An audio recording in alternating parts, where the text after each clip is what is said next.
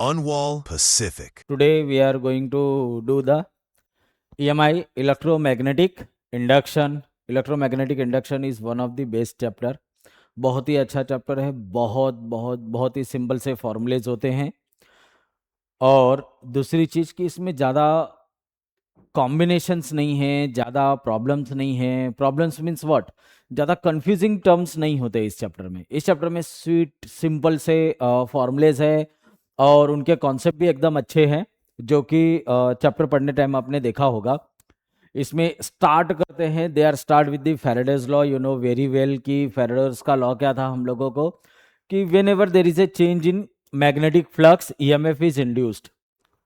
ठीक है, कहीं पे भी किसी भी कॉइल के आसपास अगर हम लोग मैग्नेटिक फ्लक्स को चेंज करते हैं, ईएमएफ इंड्यूस्ड हो जाता है। मैग्नेट, अभी उसमें उन्होंने एग्जांपल के लिए बताया था कि if suppose you have this coil, just a moment, you have this coil and this is our magnet, north pole south pole. If it is moving towards in this direction, so magnetic field is generated such that ki it creates the south pole in this, so that it can oppose the movement of this magnetic field. This is the simplest concept. वापिस सुनो ध्यान से। Faraday says that कि magnet अगर move हो रहा है, Faraday क्या बोले, इफ मैग्नेट मूव हो रहा है तो यहाँ पर ईएमएफ इंड्यूस्ड होना चाहिए, और ईएमएफ जो इंड्यूस्ड होगा उससे इसमें करंट जनरेट होगा, और वो करंट ऐसे घूमेगा कि इसके अंदर इसका डायरेक्शन अपोज करेगा। अब डायरेक्शन अपोज करेगा, ये चीज फेरेडेज ने नहीं बताई थी। वो किसने बताया था? लेंज लॉ में। फेरेडेज का जो लॉ था, E is equal to d phi by D t, that is rate of change of flux per unit time give the EMF induced. ये किसका लॉ है? फैराडे का। और what we will get in Lenz says that direction, lens भाई साहब ने किसके बारे में बताया? डायरेक्शन के बारे में, कि ईएमएफ इंड्यूस जो होने वाला है वो ऐसे इंड्यूस्ड होगा कि वो अपोज करेगा उसके कॉज को। किसको अपोज करने वाला है बेटा? कॉज को। कॉज मतलब किसकी वजह से ईएमएफ इंड्यूस्ड हो रहा है। ये इसका सबसे बेसिक इंफॉर्मेशन थी। इसके ऊपर ही बाकी ये चैप्टर आगे चलता जाता है कि फ्लक्स का आपको पता है कि flux is equal to B dot A. ठीक है, ये वेक्टर वाइज अगर आप लिखते हो बी डॉट ए यहां पर, तो ये बी ए कॉस थीटा हो जाएगा, जो कि आगे चल के आपको समझेगा। लेकिन नॉर्मली हम लोग फ्लक्स को बी डॉट ए लेके ही चलने वाले, मैग्नीट्यूड वाइज। ठीक है, वेक्टर वाइज वो इस तरीके से चलेगा, but magnitude wise B A directly, B और ए, इसमें आइदर आप एरिया चेंज करो या फिर फ्लक्स चेंज करो, दोनों में से कोई भी एक चीज चेंज करो, आपका फ्लक्स बदलेगा। और फ्लक्स बदलेगा तो उससे ईएमएफ बदलेगा। बस इसी के ऊपर छोटा छोटा छोटा छोटा चेंज करते हुए इस चैप्टर में वो आगे लेके जाते हैं। ठीक है, तो चलो पहले इसके की पॉइंट्स पढ़ते हैं कि की पॉइंट्स में इंपॉर्टेंट क्या दिया हुआ है। तो इसमें उन्होंने बेसिक इंफॉर्मेशन दी हुई बेटा। What are the basic information? Just look, just a moment, increase हो जा भाई, अरे बहुत ज्यादा ही हो गया। The magnetic flux link with the circuit, magnetic flux link with the circuit change only if magnetic field या फिर सरफेस या orientation that is means theta. तो तीन चीजें मैंने आपको पहले ही बताया कि फ्लक्स में देखो बी है, मैग्नेटिक फील्ड है, एरिया है, और ये orientation that is mean angle between them. अगर ये बदलता है तो फिर फ्लक्स में चेंजेस आएगा, और अगर फ्लक्स में चेंज आया तो ईएमएफ आपको इंट्रोड्यूस करके देगा। ठीक है, whenever the flux link with the circuit change EMF is induced, अगर फ्लक्स बदला तो EMF इंड्यूस्ड होगा। ठीक है, then induced EMF exist open as well as closed circuit, वो दोनों के लिए काम करता है हम लोगों को। Lenz law is applied determine the direction of induced EMF। ये बेटा मैंने आपको पहले ही बताया कि लेंज लॉ जो है वो सिर्फ और सिर्फ उसके डायरेक्शन को बताता है। ठीक है, और फेरेडेज का लॉ उसकी वैल्यूज को बताता है कि मैग्नीट्यूड वाइज ये कितना होगा, और लेंस वाइज आपका जो लॉ है वो बताता है कि ये डायरेक्शन वाइज किस डायरेक्शन में होगा। ठीक है, डायरेक्शन वाइज क्या चेंजेस आने वाले इसमें। In the region where the magnetic field is changing, जैसे ही मैग्नेटिक फील्ड बदलती है वहां पर इलेक्ट्रिक फील्ड जनरेट हो जाती है। ठीक है, ये भी हमारे काम का चीज है। फिर induce charge depend upon the change of magnetic flux not on the rate of charge. Induce charge, जो भी चार्ज आ रहा है वो चेंज ऑफ मैग्नेटिक फ्लक्स, मतलब मैग्नेटिक फ्लक्स कितनी बदल गई उसके ऊपर डिपेंड करता है, रेट ऑफ चार्ज पे डिपेंड नहीं करता। When the wire of loop is rotated in the magnetic field, देखो हाँ, अगर आप क्या करने वाले हो,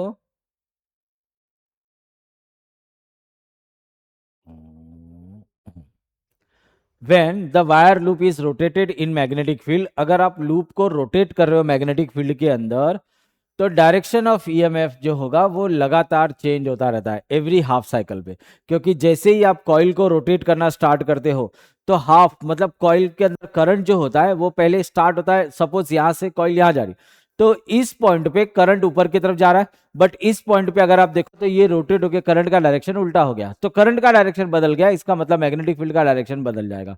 ठीक है, अगर आपका इलेक्ट्रोमैग्नेटिक इंडक्शन मतलब ईएमएफ इंड्यूस्ड हो रहा है तो इसका मतलब mechanical energy is converted into the electrical energy. अगर हम मैग्नेट को क्या कर रहे हैं, मूव कर रहे हैं, मतलब we are giving the mechanical energy, मतलब अपने हाथ की ताकत किसी भी चीज से by means of anything we are going to make this magnet move. ठीक है, तो इसके मूव होने की वजह से इसमें क्या चेंज हो रहा है, ईएमएफ इंड्यूस्ड हो रहा है, करंट जनरेट हो रहा है, तो इसका मतलब mechanical energy is converted into the electrical energy. ये कॉन्सेप्ट यहां पे आता है हम लोगों को। ईडी करंट कभी भी प्रोड्यूस तब होगा जब angle between metal surface and magnetic field 90 होगा। सेल्फ इंडक्टेंस आपको पता है, सेल्फ इंडक्टेंस और म्यूचुअल इंडक्टेंस यहां से कुछ नहीं, हम लोग इसको आगे देखेंगे। चलो देखते हैं, ये दोनों चीजें हमने देख ली है। Electromagnetic induction, the phenomena of production of induced EMF due to change in magnetic flux. ठीक है, EMF what is the electromagnetic induction, it is the production और induction of EMF when flux is changing. Faraday's law, whenever there is a change in magnetic flux, EMF is induced.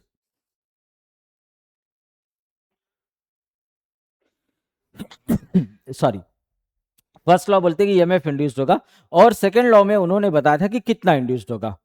तो magnetic magnitude of EMF produce in circuit is directly proportional to rate of change of magnetic flux through it, मतलब कि उन्होंने बोला कि E directly proportional to d phi by D t होता है। यहाँ पर प्रोपोर्शनलिटी का एक कांस्टेंट होता है k into d phi by D t, but experimentally it is observe that कि k का जो वैल्यूज है वो 1 आता है। क्या मिलता है, 1, तो उन्होंने वहां पे 1 सब्स्टिट्यूट कर दिया, तो मुझे जो फॉर्मूला है वो ये है, इक्वल टू साइन के साथ में आ गया। ठीक है बेटा, चलो आगे बढ़ते हैं। लेंज लॉ क्या होता है, डायरेक्शन। लेंज लॉ क्या देगा, डायरेक्शन, कि it produce by induction current oppose in the change in magnetic flux. वो क्या करता है, अपोज करता है चेंज इन मैग्नेटिक फ्लक्स, या फिर वो अपोज करता है कि भाई उसका जो जनरेटिव है जहां से वो बना हुआ है वो उस चीजों को क्या करता है, अपोज करने का काम करता है। ठीक है, चलो आगे देखते हैं। Whenever coil is pulled through the magnetic field, अगर आप कॉइल को या किसी रेक्टेंगल हुआ, सर्कल हुआ, कुछ भी हुआ, मैग्नेटिक फील्ड के अंदर से बाहर खींचते हो विद द सर्टेन वेलोसिटी, तो वो वेलोसिटी के साथ में वहां पे कुछ ना कुछ वर्क डन दिखता है, उससे क्या होता है, वहां पे हीट जनरेट होती है, मतलब कुछ ना कुछ एनर्जी ट्रांसफर हो जाती है, एनर्जी लॉस होती है, एनर्जी ट्रांसफर होती है। वो सबके सब फॉर्मुलेज में हम लोग देखेंगे। What is the ED current, eddy current क्या होता है, ईडी करंट और induction current induced EMF almost same होते हैं, बस फर्क क्या होता है बेटा कि ईएमएफ हम लोग तब बोलते हैं जब एक प्रॉपर हम एक कॉइल की बात करते हैं, but eddy current, eddy current means what, जब हम क्या करते हैं, instead of using this coil we are taking the complete एक मेटल प्लेट, चाहे वो सर्कुलर हो, रेक्टेंगल हो, उससे कुछ लेना देना नहीं है, मगर क्या है कि वो प्लेट होनी चाहिए। देखो, conductive material when expose to the change in magnetic field, magnetic field बदले या फिर उसको आप मूव करो तो एरिया बदलेगा, कुछ भी बदले लेकिन होगा। Eddy current can be leads to loss of energy in the form of heat, it can be reduced by making the continuously discontinuity of structure of conducting plate. Structure of conducting plate means what, कि अगर suppose ये आपका proper metal plate है, आप क्या करो, इसमें छोटे छोटे छोटे छोटे होल्स बना दो, इससे क्या होगा, जो ईडी करंट है, ईडी करंट मतलब यहाँ पे जो वर्ल्स बन रहे हैं, करंट जो हो रहा है वो गोल गोल घूम रहा है, तो ये डिस्टर्ब हो जाएंगे, क्योंकि इनके बीच में क्या आ गया, होल्स आ गए, तो यहां से जाने वाला करंट डिस्टर्ब हो जाएगा, मतलब उतने नंबर ऑफ करंट लूप नहीं बन पाएंगे, जिससे क्या होगा कि ईडी करंट थोड़ा सा लेस हो जाएगा। समझ में ये, तो यहाँ पर ये देखने को मिलता है हमें कि उसमें क्या होता है, छोटे छोटे चेंज होते हैं। ये आप एग्जांपल सबसे बेस्ट देख सकते हो डिस्क ब्रेक में। जब आप देखते हो कि ब्रेक जो होता है बाइक का, उसमें भी आप देखोगे वहां पर एक मेटल प्लेट लगी होती है और प्लेट में बड़े बड़े होल्स होते हैं। वो होल्स किस लिए है? ताकि वो ईडी करंट को रिड्यूस कर सके। उसके बाद बारी आती है self inductance and mutual inductance, क्योंकि हम लोगों को सिखाया गया कि भाई when ever there is change in magnetic field, की मैग्नेटिक फील्ड है मेरे पास, नॉर्थ साउथ एक मैग्नेट है, यहाँ पर एक कॉइल है, अगर ये इधर जा रहा है इधर जा रहा है, चेंज इन मैग्नेटिक फील्ड की वजह से इसके अंदर करंट जनरेट हो रहा है। तो उन्होंने ऑब्जर्व किया कि अगर सपोज मेरे पास कोई सर्किट है और यहां पर एक कॉइल लगा दी गई है, यहां पर एक स्विच बना देते हैं, जस्ट लाइक दिख रहे, once it switch is on, तो जैसे ही आप स्विच को क्या करोगे, ऑन मतलब क्लोज करोगे, यहां से करंट जाना स्टार्ट करेगा। करंट की वैल्यू क्या हो रही है? करंट की वैल्यू इंक्रीज हो रही है। कहां? 0 टू मैक्सिमम। तो ईएमएफ करंट जो हो रहा है वो इसमें क्या हो रहा है, कॉइल के अंदर गोल गोल घूम रहा है। तो उसकी वजह से क्या होगा, यहां पर एक मैग्नेटिक फील्ड बदलेगी, सॉरी मैग्नेटिक फील्ड जनरेट होगी। हमें पता है राइट हैंड रूल, जहां पर क्या सिखाया जाता है कि if current is passing through any coil, तो उसके चारों तरफ मैग्नेटिक फील्ड बनती है। उसका उल्टा, कि अगर कॉइल के अंदर करंट इस तरीके से घूम रहा है, देखो करंट घूम रहा है, मतलब फिंगर अगर करंट के डायरेक्शन को दिखाएगी तो थंब मैग्नेटिक फील्ड को दिखाता है, और अगर थंब करंट को दिखाता है तो कर्ल फिंगर मैग्नेटिक फील्ड को दिखाती है। दोनों के लिए सेम लॉ अप्लीकेबल होता है, और वो उनके ऊपर बेस भी सम हम लोग को देखने के लिए मिलेगा। तो ध्यान से देखो, यहां पर करंट क्या हो रहा है, 0 टू मैक्सिमम जा रहा है, इसका मतलब मैग्नेटिक फील्ड भी क्या हो रही है, चेंज हो रही है। तो अगर मैग्नेटिक फील्ड चेंज हो रही है तो यहां पर एक एक्स्ट्रा ईएमएफ जनरेट होगा, ठीक है। अब वो ईएमएफ जनरेट होगा तो लेंज लॉ के अकॉर्डिंग क्या होना चाहिए, कि वो ईएमएफ ऐसे जनरेट होगा कि वो इसकी प्रोडक्शन, मतलब इसके कॉज को ही अपोज करना स्टार्ट कर देगा। मतलब यहां पर जो करंट जनरेट होने वाला है, वो करंट जो होगा वो अपोजिंग में होगा। कैसा होगा? अपोजिंग। मतलब वो करंट जो जनरेट हो रहा है वो इस ओरिजिनल करंट को क्या करेगा, अपोज करेगा, मतलब मिनिमाइज करने की कोशिश करेगा, ठीक है। तो इस केस में जो भी ईएमएफ इंड्यूस्ड हो रहा है वो सेल्फ इंडक्टेंस है। कौन सा इंडक्टेंस है? सेल्फ। सेल्फ क्यों? क्योंकि खुद के करंट की वजह से खुद की कॉइल में एक इंडक्शन, सॉरी ईएमएफ इंड्यूस्ड हो रहा है, इसलिए उसका नाम क्या है? Self inductance. Next, mutual inductance. What is the mutual inductance?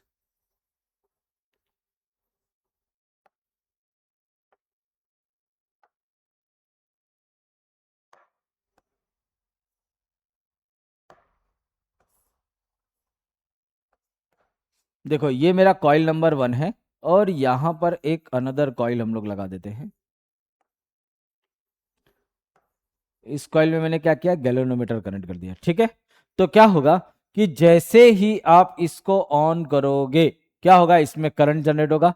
Current generate होने की वजह से यहां पर मैग्नेटिक फील्ड चेंज होगी। अब उस चेंजिंग मैग्नेटिक फील्ड का इफेक्ट इस कॉइल नंबर 2 पर भी आएगा। इसका मतलब इस बार आपका ईएमएफ यहां पर जनरेट होगा, ठीक है। तो EMF induced in secondary coil because of EMF due to primary coil. तो प्राइमरी कॉइल की वजह से सेकेंडरी कॉइल में जो ईएमएफ इंड्यूस्ड हो रहा है, तो यहां पर म्यूचुअल इंडक्टेंस का कॉन्सेप्ट लगता है। कौन सा कॉन्सेप्ट लगेगा? Mutual inductance. और यहां पर क्या लग रहा है हमारा? Self inductance. क्या लग रहा है? Self inductance. अभी इंडक्टर अगर सीरीज में लगाए हुए हैं तो सिंपली ऐड हो जाते हैं, ये सीरीज का कॉन्सेप्ट है, जहां पे L equivalent is equal to L1 plus L2 लगेगा in the case of series. और अगर कहीं वो पैरेलल में है तो 1 upon L equivalent is equal to 1 upon L1 plus 1 upon L2, इस तरीके से लग जाएगा। बेटा समझ में ये बात किस तरीके से काम कर रहा है? वो बहुत ही सिंपल सा लॉजिक है, रेजिस्टेंस जैसा ही है, रेजिस्टेंस सीरीज एंड पैरेलल, तो इंडक्टर भी सेम पैटर्न में काम करता है।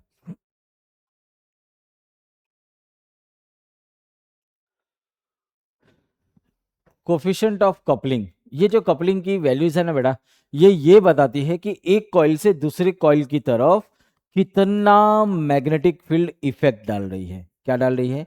इफेक्ट, ठीक है। तो ये जो कपलिंग है, इसका वैल्यू जो होना चाहिए वो कभी भी 0.5 से ज्यादा होना चाहिए, के का value.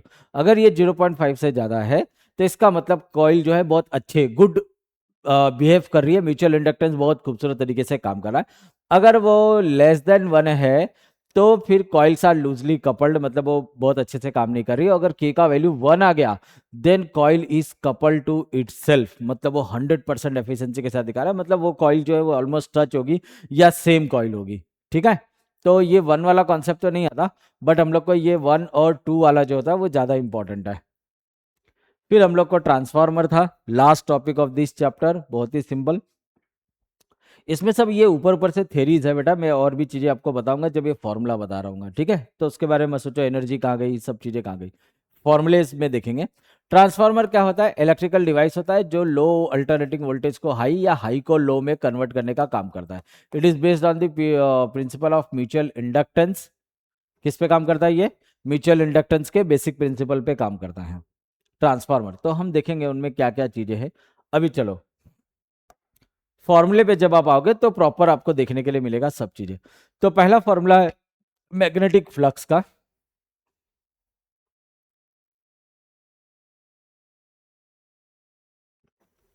Formula number 1, magnetic flux. तो मैग्नेटिक फ्लक्स क्या होता है? B is phi is equal to B A cos theta, ये हमने ऑलरेडी देखा हुआ है। Magnitude of induced EMF E is equal to d phi by D T. ये अगर एक नंबर टर्न है तो, अगर एन नंबर ऑफ टर्न है तो एन से मल्टीप्लाई कर देंगे, ठीक है। अगर आपने ये वैल्यूज यहां पर सब्स्टिट्यूट की, मतलब कि सिर्फ मैग्नीट्यूड वाइज, अगर suppose phi is equal to B dot A है, और तो ई इज इक्वल टू हम लोगों को मिलता है D by D T of B A, ठीक है। D by D T of B A, ये वैल्यूज मिलती है हम लोगों को। एंगल वाइज अगर लिखना है तो इसको बी ए कॉस थीटा पूरा भी लिख सकते हो। सर में ये फाई का वैल्यू क्या किया हमने यहाँ पे सब्स्टिट्यूट कर दिया। अब इसमें ध्यान देने वाली बात क्या होती है? कॉस थीटा तो नॉर्मली यहाँ पर नहीं होता, क्योंकि हम लोगों को हमेशा वो इन द डायरेक्शन होता है, मतलब एंगल जीरो होता है। एंगल जीरो का तो कॉस थीटा की वैल्यू नॉर्मली 1 हो जाती है। तो ईएमएफ जो होता है वो E is equal to D by D T of B A, ऐसे हम लिखते हैं। अगर मैग्नेटिक फील्ड कांस्टेंट रखा हुआ है तो मैग्नेटिक फील्ड को बाहर निकालो और एरिया का रेट चेंज निकालो, और अगर एरिया कांस्टेंट निकाल रखा हुआ है तो हम लोग मैग्नेटिक फील्ड का रेट चेंज निकालेंगे। सब में आपको ये चीजें देखने के लिए मिलेगी कि सम टाइम दे सेड कि मैग्नेटिक फील्ड इज कांस्टेंट या fixed and area is changing. It means that कि आपके कॉइल को मूव कर रहे हो लोग तो एरिया चेंज हो रहा होगा, या दूसरे तरीके से वो बोल सकते हैं कि एरिया इज फिक्स्ड बस we are going to change the magnetic field. तो जो भी चीजें चेंज होंगी उससे फ्लक्स बदलेगा और फ्लक्स से ईएमएफ भी जनरेट होगा। बहुत बहुत बहुत इंपॉर्टेंट फॉर्मूला है ये। EMF induced in straight conductor, अगर कोई सीधी चीज है ट्रांसलेशनल मोशन में परपेंडिकुलर टू मैग्नेटिक फील्ड है, ट्रांसलेशनल मोशन मैग्नेटिक फील्ड के परपेंडिकुलर है, तो E is equal to B L V, ये हमारे पास फॉर्मूला है उसका कैलकुलेट करने का। ये सभी चीजें सम कहाँ पे काम आता है भाई? प्लेन उड़ रहा है या फिर ट्रेन चल रही है ट्रैक के बीच में, तो प्लेन अगर दिया होगा तो प्लेन के विंग्स का एक्सपांशन दिया रहेगा कि भाई वो कितनी लंबी चौड़ी है प्लेन का। उसके बाद में ट्रेन होगा तो ट्रेन के एक्सिस के बीच का डिस्टेंस दिया रहेगा। वो चीजें क्या होती है? एल को दिखाती है, उसकी स्पीड दिखाएगी। और मैग्नेटिक फील्ड यहाँ पे नॉर्मली वो लोग क्या करेंगे? अर्थ की मैग्नेटिक फील्ड देंगे। आपको सब में वो देखने के लिए मिलेगा, वहां से आप समझ सकते हो। फिर EMF of the straight conductor but it is rotating, तो इसका सबसे बेसिक फॉर्मूला ये है बेटा, E is equal to half of B omega L square. What is this? कि भाई यहां पर एक मैग्नेटिक फील्ड है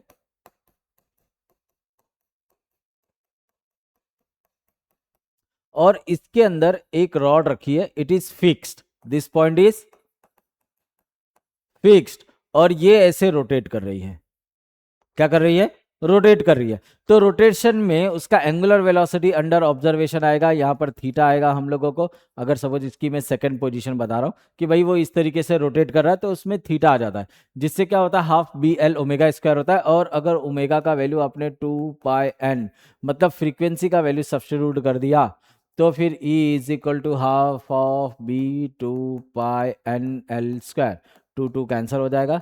तो आपको E का वैल्यू जो होगा वो B/N/L स्क्वायर मिलेगा, जो कि यहाँ पर लिखा हुआ है। इन्होंने फ्रीक्वेंसी को इन द टर्म्स ऑफ F लिखा हुआ है, मैंने कैसे लिखा हुआ है? N लिखा हुआ है। समझ में आ गया ये? पीक ऑफ ईएमएफ ठीक है, वो हमारे नहीं है। फिर rate of mechanical work done pulling the loop through the magnetic field, ये भाई इसको बहुत ही सिंपल तरीके से मैं आपको बता रहा हूँ, इसमें कुछ मेहनत नहीं है, बहुत ही अच्छा चैप्टर है ये, सॉरी फॉर्मूला है। देखो, power power is equal to, आपको मालूम है, पोटेंशियल इनटू करंट। क्या होता है पोटेंशियल इनटू करंट? बस in this chapter potential is EMF E into I, ये इसका सबसे स्टार्टअप पॉइंट है। अब since E is equal to आपको क्या है, B L V, state conductor के लिए बी एल वी, ये हमने कहा देखा, यहां पर अभी रिसेंटली देखा हुआ है बी एल वी है। तो इफ ये इक्वेशन नंबर 1 बना देंगे, फिर करंट आप लिखोगे, करंट क्या होता है, E upon R which is equal to B L V upon are.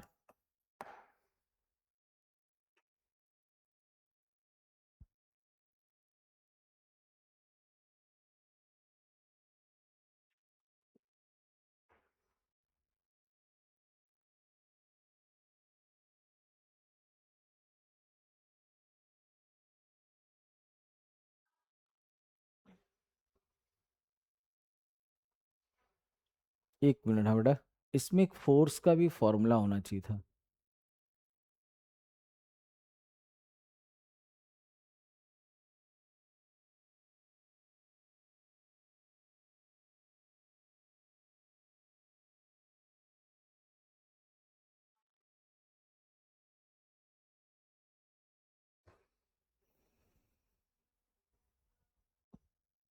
क्योंकि इसके अकॉर्डिंग ये पावर का फॉर्मूला मुझे यहाँ पर गलत दिख रहा है।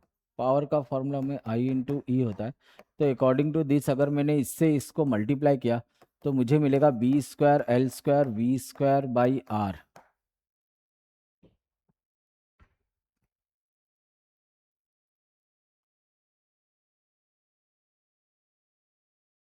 और हम लोगों को एक, सॉरी,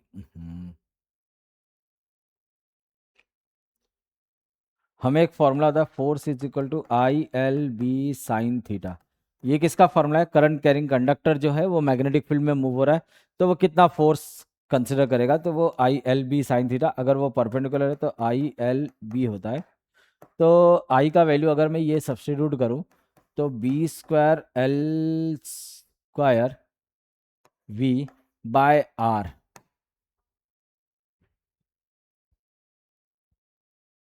ये मेरा फोर्स का फॉर्मूला है। किसका फॉर्मूला है, फोर्स का। और ये किसका फॉर्मूला है, पावर का। तो यहाँ पर ये छोटी सी मिस्टेक है, यहाँ पर क्या होना चाहिए, B square L square V square होना चाहिए यहाँ पर। एंड फोर्स का जो फॉर्मूला है वो B square L square V by R है। फोर्स के फॉर्मूले में हम लोग को बी स्क्वायर एल स्क्वायर है, और पावर के फॉर्मूले में क्या होना चाहिए, B square L square V square by R.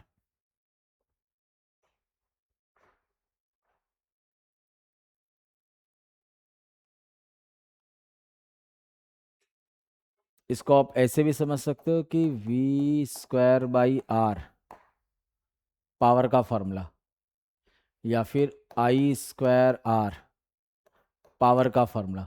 तो इसमें चाहे आप आई का वैल्यू यहाँ पर सब्स्टिट्यूट करो या ई का वैल्यू यहाँ पर सब्स्टिट्यूट करो, आंसर हमें सेम ही आएगा, हर बार सेम आंसर आने वाला है, that is this one.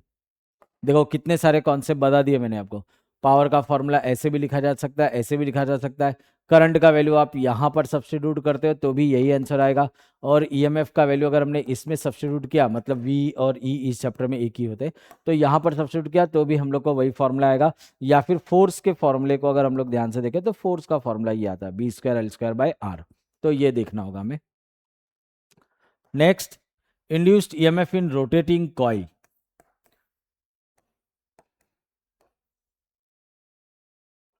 To कहाँ से आ गया, N A B omega sine omega T. यहाँ पर E is equal to E not sine omega T. What is E naught, E naught आपको पता है, इसको बोलते हैं पीक ईएमएफ। क्या बोलते हैं बेटा इसको, पीक ईएमएफ। और इसका वैल्यू है एन ए बी ओमेगा। तो इसका मतलब अगर आई नॉट आपको चाहिए तो वो ई नॉट बाय आर होगा, तो N A B omega upon R हो जाएगा। अब इसमें ओमेगा का वैल्यू अगर आप 2 पाई एफ पुट कर देते तो फॉर्मूले में और एक चेंज आ जाएगा हम लोगों को, ठीक है, जो कि यहाँ पर आपको देखने को मिल रहा है।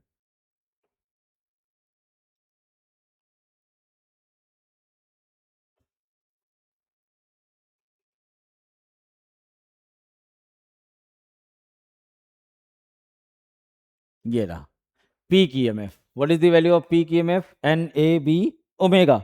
तो एन ए बी ओमेगा जब हम लोग लिखते हैं तो वो उसके पीक वैल्यू को रिप्रेजेंट करता है हमारे, हमेशा, इट इज फिक्स्ड। ये हम लोगों को बहुत काम आता है कहाँ पर? एसी सर्किट में। इस चैप्टर में तो इसके ऊपर एक दो सम फिर भी मिल जाएंगे हमें, बट एसी सर्किट में तो पूरी इसी फॉर्मूले के आसपास ही घूमता रहता है पूरा का पूरा सिस्टम ही। E is equal to E not sine omega T, I is equal to I naught sine omega T, ठीक है। तो आई नॉट का वैल्यू क्या है? E naught by R. तो वहां से हम लोग कैलकुलेट कर पाएंगे, वो उन्होंने यहाँ पर लिखा हुआ है। E is equal to I by R, इसका मतलब E not sine omega T. R not तो यहाँ पर आ रहा है, देखो आई नॉट। तो आई नॉट इज क्या है? E naught by R. तो ये लोगों ने N A B omega upon R यही लिखा हुआ है, N A B omega upon R जो है वही लिखना है हम लोग को, इसमें कुछ स्पेशलिटी नहीं है।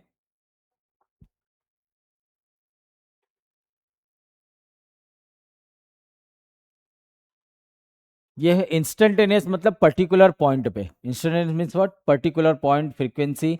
तो E not sine 2 pi N T, ये फ्रीक्वेंसी वाइज हो गया फॉर्मूला। हाँ, अब आया flux. Self inductance. It is observe that self inductance का जो कॉन्सेप्ट है, change in flux is directly proportional to I होता है। तो फ्लक्स इज इक्वल टू, उन्होंने लिख दिया L into I. What is L? L is self inductance.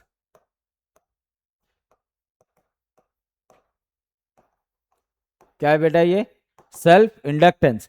अब इसमें एक नई चीज इंट्रोड्यूस करेंगे हम लोग। What is that?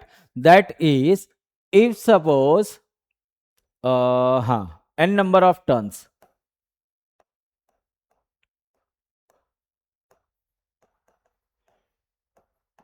Number of turn, तो n into phi is equal to L I. So therefore L is equal to होता है एन फाइव अपॉन आई। ये फॉर्मूला याद रखिएगा, काम आएगा हमें बार बार। ये यहाँ पर कहीं उन्होंने लिखा ही नहीं।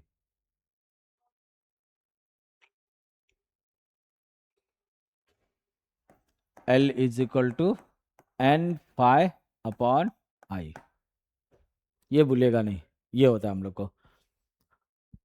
तो अकॉर्डिंग टू दिस ये मेरा इक्वेशन नंबर 1 है। अब इसको हम लोग यूज करेंगे ईएमएफ को जनरेट करने के लिए। तो ईएमएफ इज इक्वल टू होता है minus D phi by D T, तो which is equal to minus D by D T of L into I. We know that L is constant, तो keep outside, so it will be D I by D T is equal to E. So therefore we can say that L is equal to E upon di by dt with minus sign. तो ये इसका बहुत बहुत बहुत ज़्यादा ही important formula हो जाता है। इसके बेस पे आपको सम काफ़ी देखने को मिलेंगे, सेम ऐसे म्यूचुअल इंडक्टेंस पे भी देखने को मिलेगा। यहाँ पर क्या होगा? ई upon D I by D T, क्योंकि ये कॉन्सेप्ट थोड़ा सा अजीब लगता है सुनने के लिए, उसको देखने के लिए सम में उसको समझ पाना भी थोड़ा सा अजीब लगता है। जब आप सम सॉल्व करोगे तो एक दो सम सॉल्व करोगे, उसके बाद आपको समझ लगेगा कि ये काम कैसे करता है। तो बहुत ही प्यारा है। आपको क्या करना है? L is equal to minus E upon D I by D T, मतलब कि E M F divided by rate of change of current, E M F divided by rate of change of current. इस तरीके से इसका value calculate किया जाता है। फिर नेक्स्ट था हम लोग को इंडक्टेंस पर यूनिट लेंथ, नहीं, इंडक्टेंस ऑफ सोलोनाइड।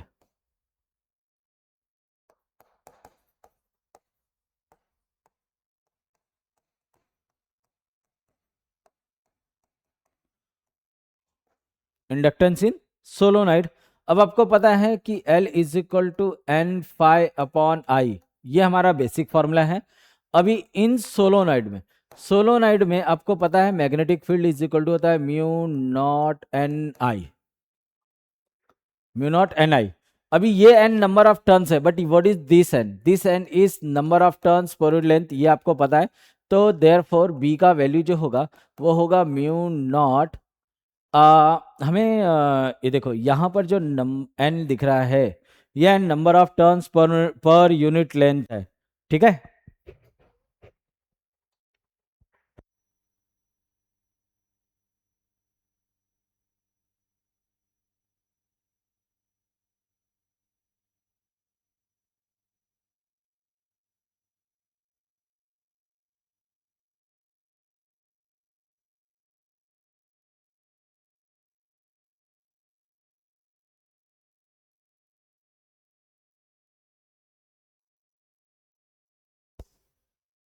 हेलो, आज थोड़ी सी प्रॉब्लम हो गई थी।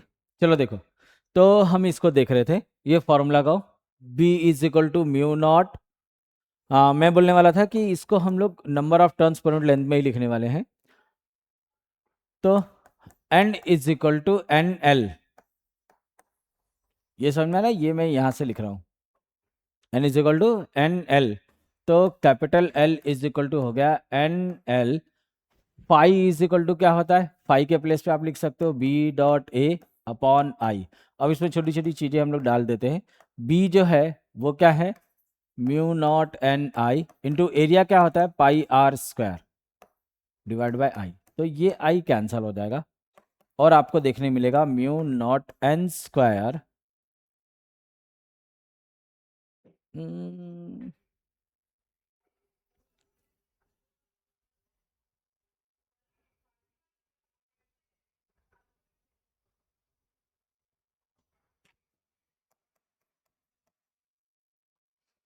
Mu naught N pi R square. और अगर हम लोग इसको एरिया को एरिया ही रहने दिए होते तो म्यू नॉट एन, इसमें एल भी होना चाहिए, हाँ वही बोलूँ कि एल कहाँ चला गया, mu not an L A, mu naught N square L, ये रहा। इन्होंने number of inductance per unit length लिखा हुआ है, इसलिए वो number of inductance per unit length आपको दिखाई दे रहा है, ठीक है, एल बाय एल दिख रहा है। ये क्या है, सेल्फ इंडक्टेंस। ये एरिया वाला फॉर्मूला हम लोग को बहुत बार काम आएगा, पाई आर स्क्वायर, क्योंकि वो लोग रेडियस दे देंगे जानबूझ के, एरिया देंगे ही नहीं। यहाँ पे लोग ने in the terms of diameter लिखा हुआ है, in the terms of diameter लिखा हुआ है। अब self inductance for N coils, ये तो आपको पता है, सीरीज में लगा दिया है उसे। और ये रहा पैरेलल वाला कॉन्सेप्ट, ये भी हमने देख लिया हुआ है। Inductance connected in parallel, parallel में होगा तो वो रेसिप्रोकल, रेसिप्रोकल बनाओ, ये ऐड होता है in the terms of resistance को, जैसे पैरेलल लगाते थे सेम वैसे ही ऐड अप होगा, ठीक है। फिर एनर्जी डेंसिटी लिखा है, बट एनर्जी लिखना भूल गए लोग के लिए। एनर्जी मैं यहाँ पे लिख दे रहा हूँ, energy is represented by you, that is half L I square. ये फॉर्मूला भी याद रखिएगा, हाफ एल आई स्क्वायर। और ये जो फॉर्मूला है ये एनर्जी डेंसिटी का फॉर्मूला है, किसका फॉर्मूला है, एनर्जी डेंसिटी। एनर्जी डेंसिटी मतलब एनर्जी पर यूनिट वॉल्यूम, मतलब इस चीज को अगर हम वॉल्यूम से डिवाइड कर दे तो ये फॉर्मूले की तरफ हम लोग जा सकते हैं इस तरीके से। अब नेक्स्ट थिंग से आपको mutual inductance, mutual inductance is 99% जो है flux change in secondary coil directly proportional to current change in primary coil, इसे ऐसे लिखा जाता है। तो flux in secondary coil is equal to होगा mutual inductance in secondary coil due to first coil, but current किस में change हो रहा है, प्राइमरी कॉइल में, ठीक है। तो जब हम ईएमएफ लिखते हैं तो ईएमएफ के केस में भी आप देखोगे तो ये फॉर्मूला कुछ इसी तरीके से दिखेगा कि ई सेकेंडरी कॉइल में जनरेट होगा, म्यूचुअल इंडक्टेंस लिखा हुआ है, और करंट जो चेंज हो रहा है वो किसकी वजह से है, प्राइमरी कॉइल की वजह से। किसकी वजह से है, प्राइमरी कॉइल। यहाँ पे लोग मॉड लगा देते हैं ताकि यहाँ माइनस साइन ना देखने मिले आपको।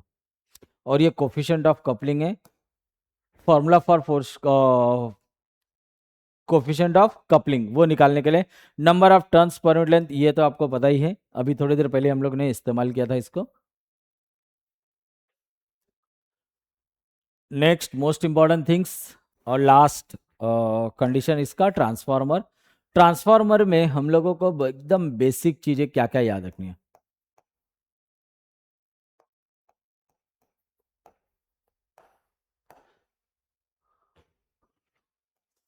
ट्रांसफार्मर, ठीक है। ट्रांसफार्मर में सबसे पहले एकदम बेसिक से बता रहा हूं बेटा, इसमें सबसे पहले आपको ना एफिशिएंसी याद रखनी है। क्या याद रखनी है? देखो ये पूरा रिलेशन यहां से यहां तक पूरा का पूरा ट्रांसफार्मर एक ही जगह पे लिखूंगा मैं, एफिशिएंसी।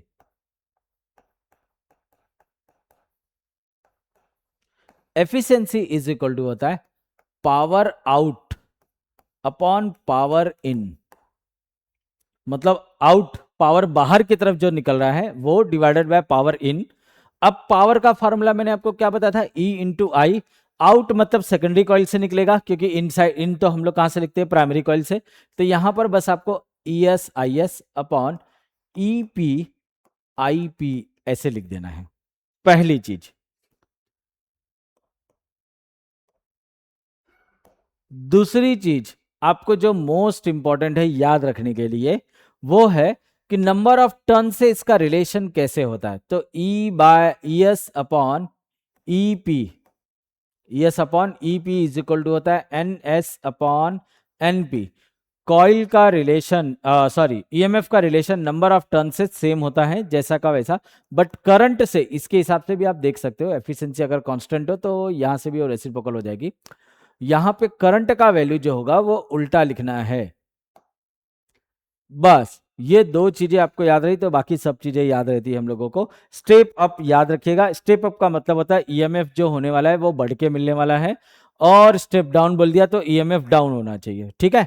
तो ईएमएफ के इन्वर्ट आपका करंट होता है, तो करंट में ये चीजों को आप उल्टा बोल दोगे, ठीक है। तो जब आप स्टेप अप ट्रांसफार्मर इस्तेमाल करते हो तो उसमें करंट घट जाता है, ठीक है, और स्टेप डाउन इस्तेमाल करते हो तो करंट बढ़ जाता है। तो ये चीजों को बहुत ही ध्यान से रखिएगा कि स्टेप अप और स्टेप डाउन जो होता है, स्टेप अप स्टेप डाउन जो लिखा हुआ रहता है, step up step down, it is fully dependent upon the EMF, fully dependent on EMF. मतलब वो जो भी लॉ लिखे गए वो ईएमएफ के भरोसे लिखे गए हैं।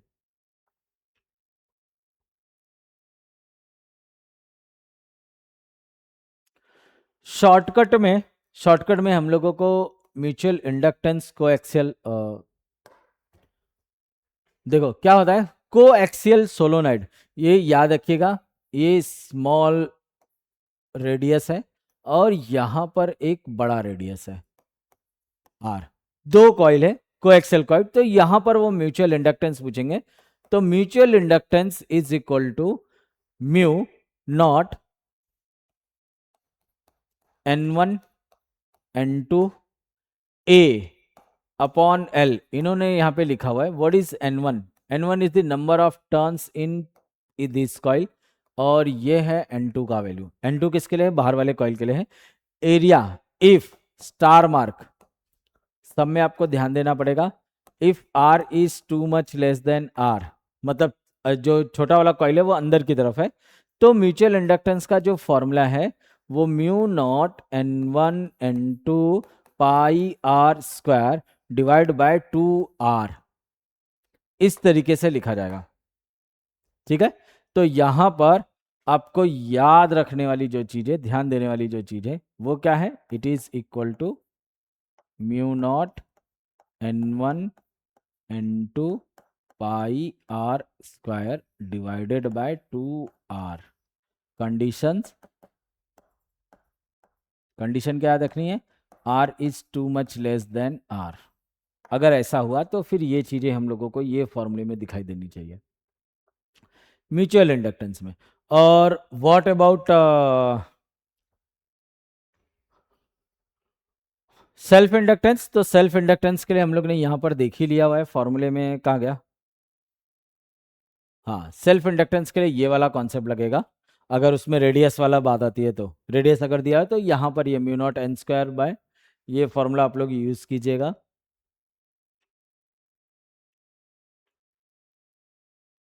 ये हमारे काम का नहीं है। फिर म्यूचुअल इंडक्टेंस, ठीक है, mutual inductance energy of two circuit, तो वर्क डन को हम लोग इस तरीके से कैलकुलेट करते हैं, और work done is equal to half LI square. ये देखो ये है एनर्जी, जो मैंने आपको बोला था कि वो फॉर्मूले में शायद लिखना भूल गया, अच्छा वही यहाँ पर लिखा हुआ है energy. Work done is in the form of energy, हमेशा आपको पता है वर्क डन जो होता है वो स्टोर्ड होता है in the form of energy, half LI square होता है। अगर करंट का वैल्यू 1 एम्पियर हुआ, करंट का वैल्यू क्या हुआ 1 एम्पियर, तो आप यहाँ पे 1 डाल दो तो आपको L is equal to 2W, W मतलब वर्क डन। तो self inductance is 2 times of work done मिल जाएगा। समझ में ये बात? तो ये सभी डेटाज है, ये हमारे फॉर्मूलाज है। आपको फॉर्मूलेज वगैरह बहुत अच्छे से पढ़ने हैं, म्यूचुअल इंडक्टेंस, वर्क डन, सब चीज़ों को बहुत बहुत बहुत ध्यान से देखिए, उसको अच्छे से पढ़िए, ठीक है। फिर हम लोग सम सॉल्व करना स्टार्ट करेंगे।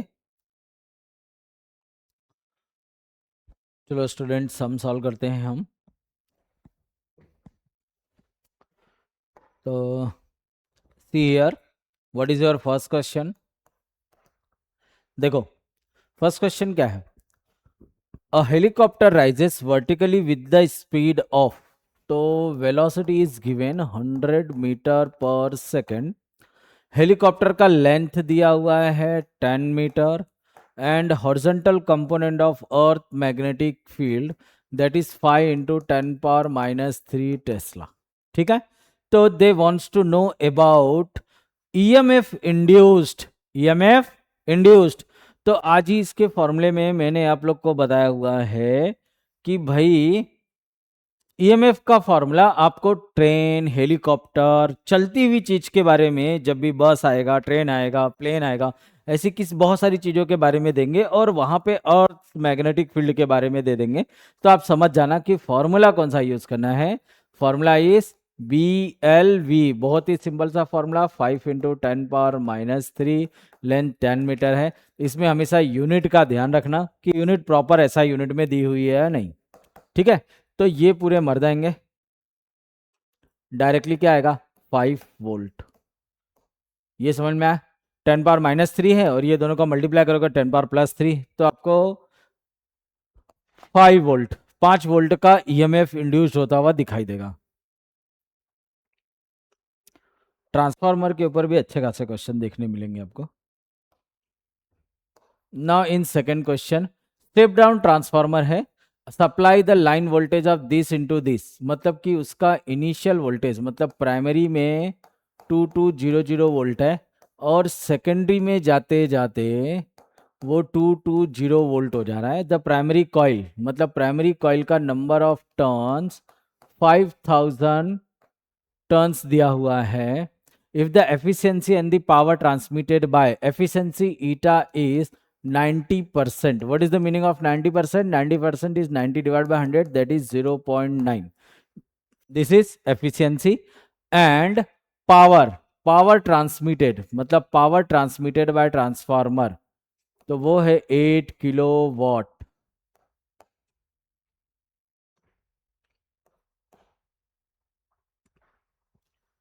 देन द पावर सप्लाइड, मतलब पावर P,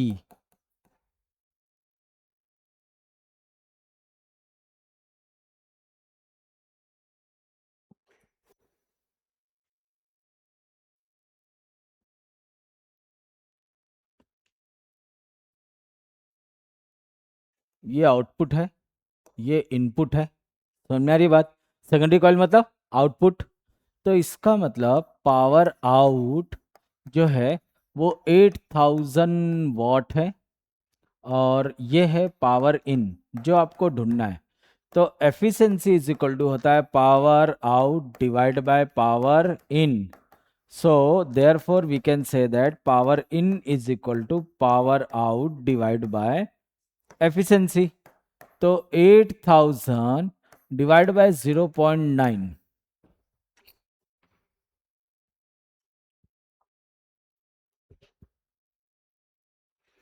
तो हम लोग क्या करेंगे, एक जीरो और बढ़ा लेंगे और इसको डिवाइड करते हैं, देखते हैं क्या होता है। सो it will B 80,000 divide by 9, तो ये जीरो यहाँ आएगा, 72 8, अरे फिर ये जीरो यहाँ पर आ गया, फिर 8 72, फिर 8 और ये जीरो यहाँ पर आया 80, अब पॉइंट आएगा, अगेन 8 आने वाला है, और उसके बाद फिर से 8 8 8 8, मतलब यही आंसर आने वाला है। So power in is 888.88 watt.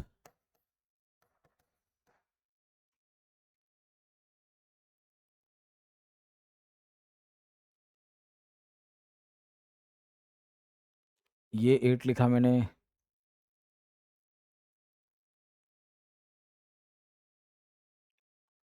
First 8, second 8, third 8, fourth 8। अच्छा हाँ, सॉरी, ये पॉइंट गलत जगह लग गया है, पॉइंट यहाँ पर होना चाहिए क्योंकि इनके आंसर के हिसाब से यहाँ होना चाहिए। तो एक मिनट बेटा, यहाँ पर 888.888 आ रहा है, तो इसको आप 8.89 किलो वॉट बोल सकते हो।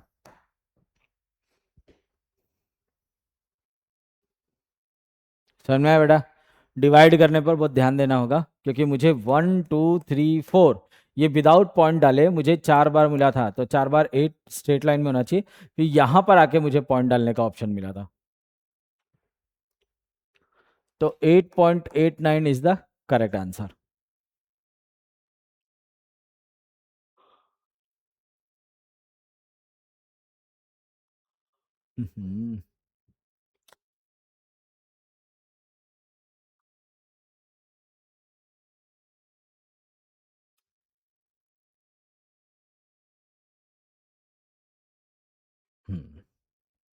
थोड़ा बड़ा होगा तो बेटर दिखाई देगा। वैसे तो पीडीएफ डिस्क्रिप्शन में दी रहेगी, वहां से भी आप देख सकते हो। Now what is the third question? Transformer is used to light this much of what?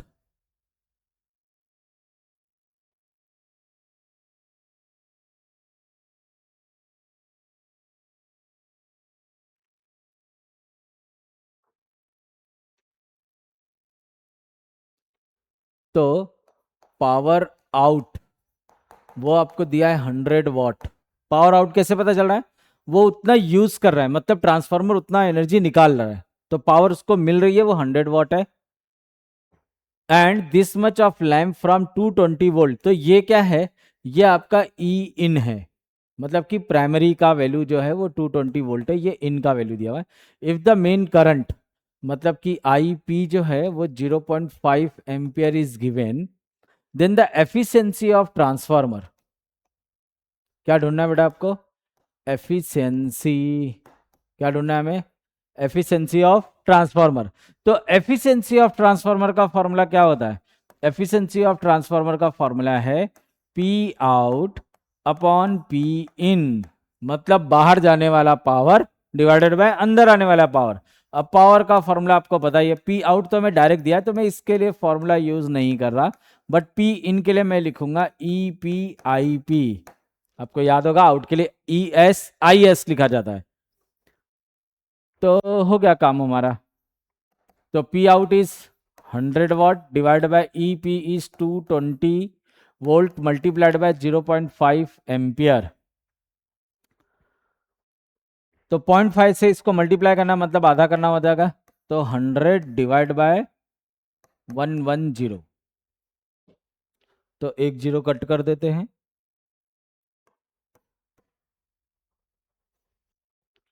10 out of 11 है, तो हमें एफिशिएंसी निकालने के लिए क्या करनी पड़ेगी?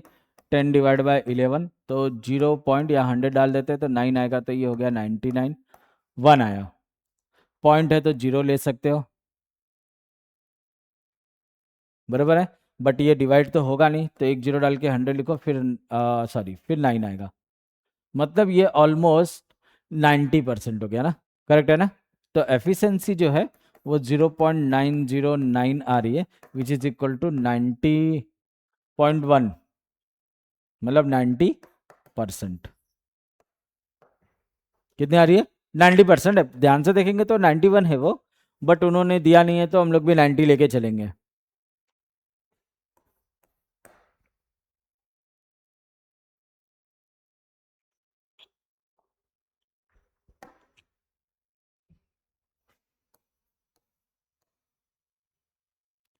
When a current of 2 ampere is passed through a coil, when a current pass through a coil of 100 turns, तो मुझे करंट दिया हुआ है 2 एम्पियर, नंबर ऑफ टर्न्स दिया हुआ है 100, एंड फ्लक्स फाई का वैल्यू दिया है 5 into 10⁻⁵. Find the self inductance. क्या फाइंड आउट करना बेटा? Self inductance. तो सेल्फ इंडक्टेंस के लिए मेरे पास फॉर्मूला है L is equal to N phi upon I. Formula list में आप चेक करोगे आपको मिल जाएगा. So number of turns multiplied by flux. Flux weber में है, it is yes. So 10⁻⁵ divided by current is 2 ampere. इसको कट करो 50, यहाँ से हम मल्टीप्लाई करोगे तो कितना आएगा? 250 इंटू 10⁻⁵. तो ऑप्शन इज वेरी क्लोज. ये वाला दिख रहा है आपको? तो हम भी इसे क्या करेंगे? नंबर को छोटा करेंगे तो पावर बढ़ेगा, मतलब +2 करोगे तो 10⁻³ आ जाएगा. ये देखो, ये आ गया आंसर.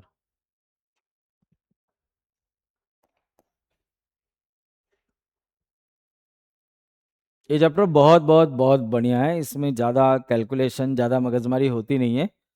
फॉर्मूले को आप बस खाली ध्यान से देखो और आराम से सब्स्टिट्यूट करते चलो, सम सॉल्व होता चलेगा. इक्का दुक्का सम में ही खाली प्रॉब्लम आएगी. So see the fifth one.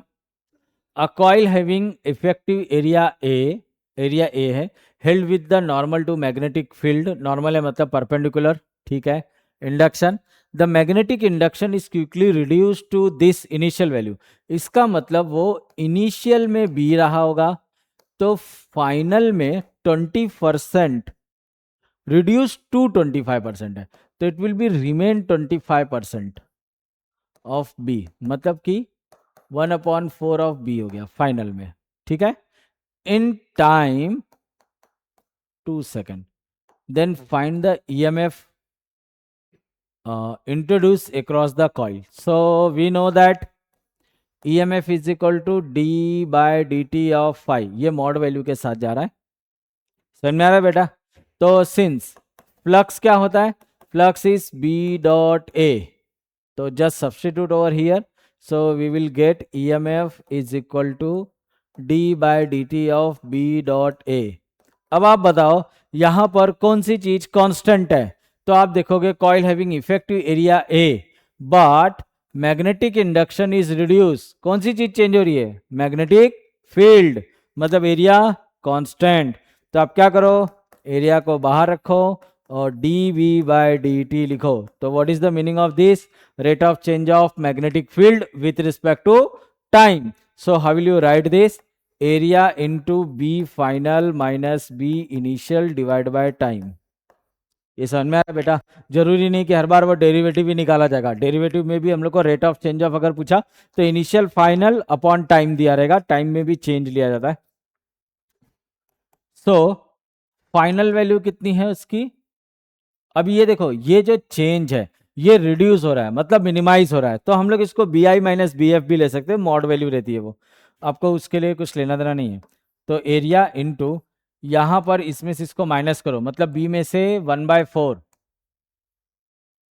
तो B minus 1/4 of B that is 3B/4. ये मैग्नीट्यूड वाइज चलेगा इसलिए आपको इसको ध्यान नहीं देना है. 3/4B divide by 2 second.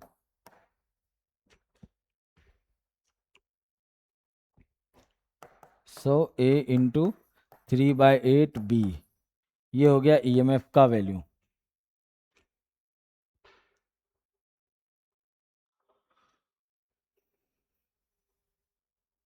(3AB upon 8).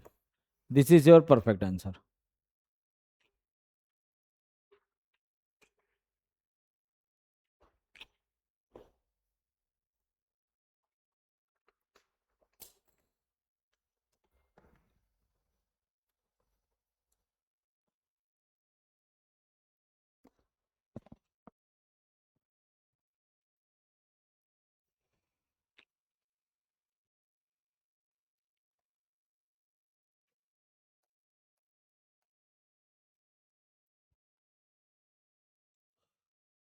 Sixth question देखो बेटा.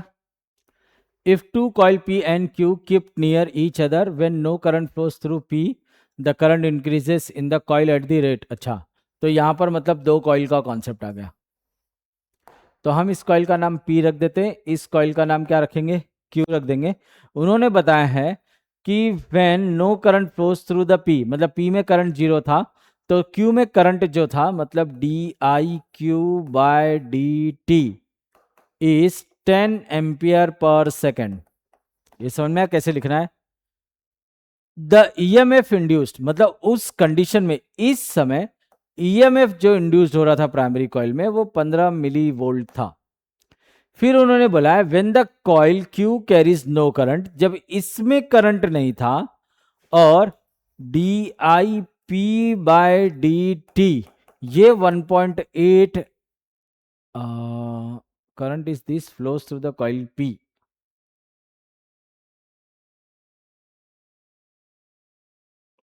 ओके, यहाँ पे मतलब चेंज नहीं दिया हुआ है, यहाँ पे उन्होंने डायरेक्टली उसका करंट दिया हुआ है। आई पी इज 1.8 एम्पियर अब flows through the coil P. Okay, the magnetic flux link to the coil Q, तो अपने को ढूंढना है मैग्नेटिक फ्लक्स फॉर क्यू कितना होगा।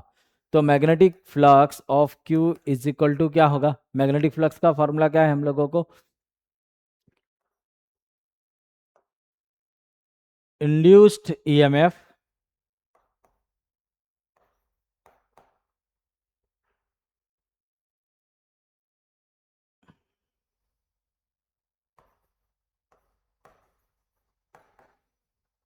ठीक है।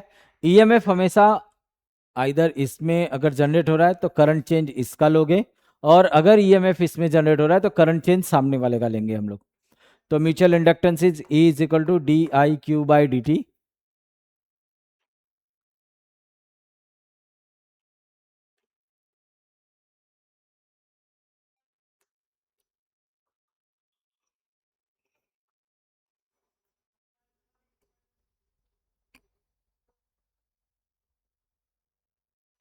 करंट यहाँ पे चेंज हो रहा है तो म्यूचुअल इंडक्टेंस, तो म्यूचुअल इंडक्टेंस का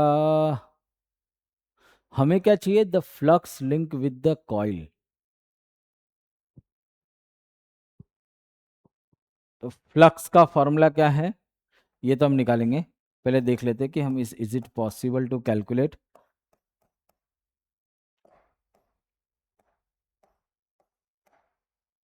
फ्लक्स का ये फॉर्मूला है, तो म्यूचुअल इंडक्टेंस हम कैलकुलेट करके अगर इसमें सब्स्टिट्यूट कर दे तो हमारा काम बन सकता है। देखो फ्लक्स इन द क्यू, तो म्यूचुअल इंडक्टेंस क्यू होगा, तो करंट किसमें का चाहिए होता है? प्राइमरी कॉइल का। समझ में आई बात? तो पहले एम क्यू कैलकुलेट करते हैं। एम क्यू का वैल्यू होगा 15 into 10 power -3 divide by D I by D T कितना है? 10 है, तो ये हो गया 1.5 इंटू 10 पावर -3। इसकी वैल्यू को यहाँ पे सब्स्टिट्यूट करके देखते हैं क्या मिलता है। तो phi in Q is equal to 1.5 into 10 power -3 multiplied by 1.8। देखो ये आईपी का करंट है। अब 1.8 इंटू 15 करके देखना होगा।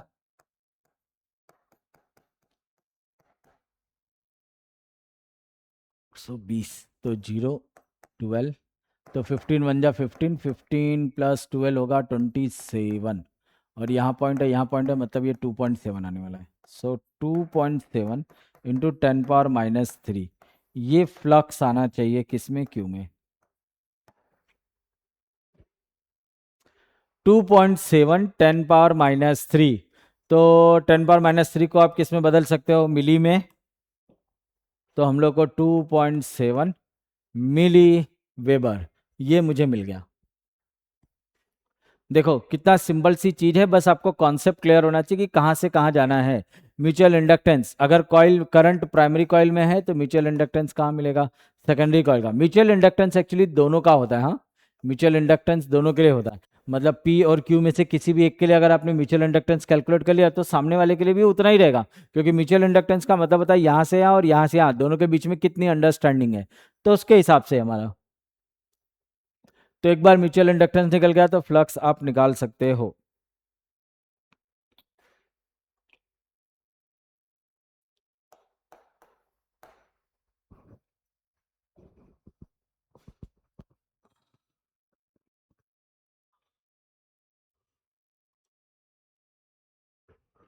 आइडियल ट्रांसफार्मर करंट इतना आ रहा है, मतलब कि प्राइमरी में इतना है, कितना है?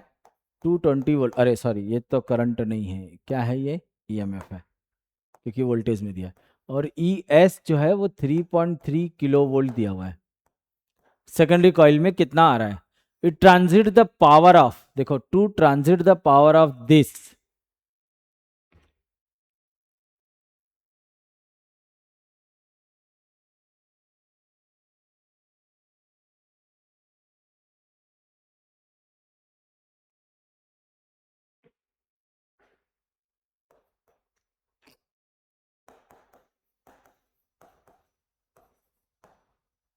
किलोवाट ट्रांसमिट मतलब बाहर निकालने के लिए कितना मिल रहा है। If the primary coil has number of turns 600, then the alternating current in secondary coil मतलब कि आई पी का वैल्यू कितना होगा?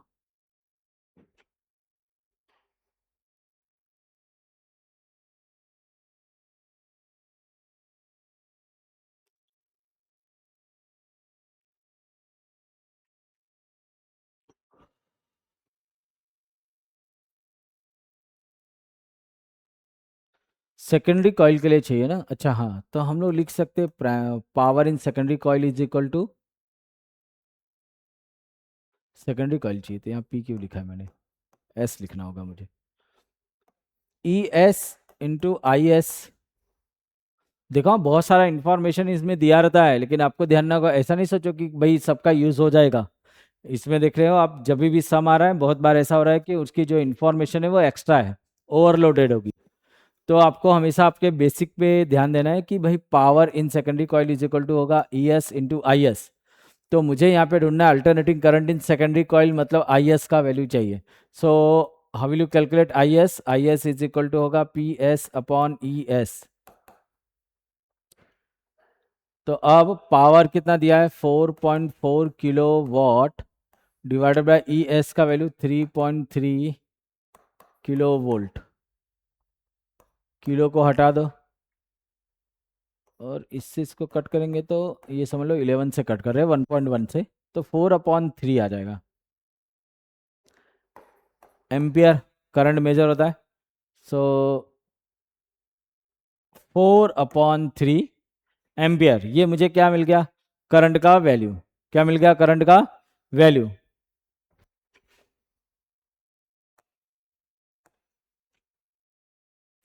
अ 220 volt input is supplied to transformer, मतलब कि ई पी आपको कितना दिया है? 220 volt transformer. The output circuit draw the current, देखो आउटपुट सर्किट ड्रॉ करती है करंट, तो आई एस का वैल्यू 2 एम्पियर दिया हुआ है, और ई एस जो है वो 440 वोल्ट है। The ratio of output to input मतलब P out upon P in is 0.8, तो ये किसकी वैल्यू होती है बेटा? एफिशिएंसी की। The current drawn by primary windings मतलब कि आई पी का वैल्यू कितना होगा?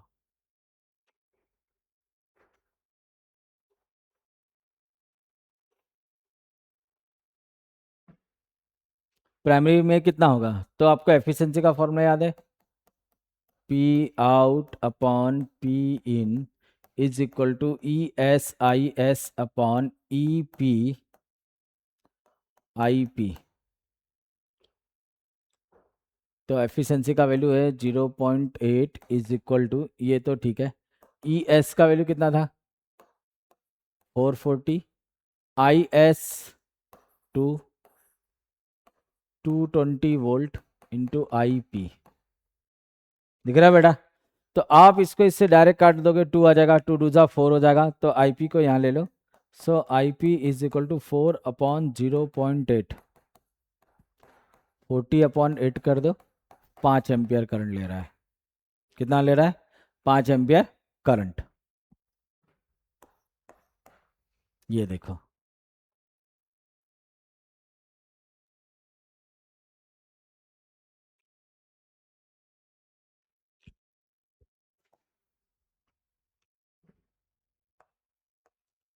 सीधा 9 सम। A coil of n number of turns, resistance R is connected in a series with resistance R। ये देखो ये दोनों resistance connected in series है। The combination is move for time t second through flux phi 1 से phi 2, देखो flux change हो रहा है, तो induced EMF in a circuit, induced EMF नहीं चाहिए, इंड्यूस्ड करंट चाहिए। ओके, अच्छा, तभी उन्होंने किसका वैल्यू दिया है, रेजिस्टेंस दिया हुआ है। तो आप समझ गए होगे कि अपने को I is equal to E by R वाला कॉन्सेप्ट आएगा, लेकिन यहाँ पर आर क्या होगा, इक्विवेलेंट लगेगा, क्योंकि दो रेजिस्टेंस दिए हुए हैं।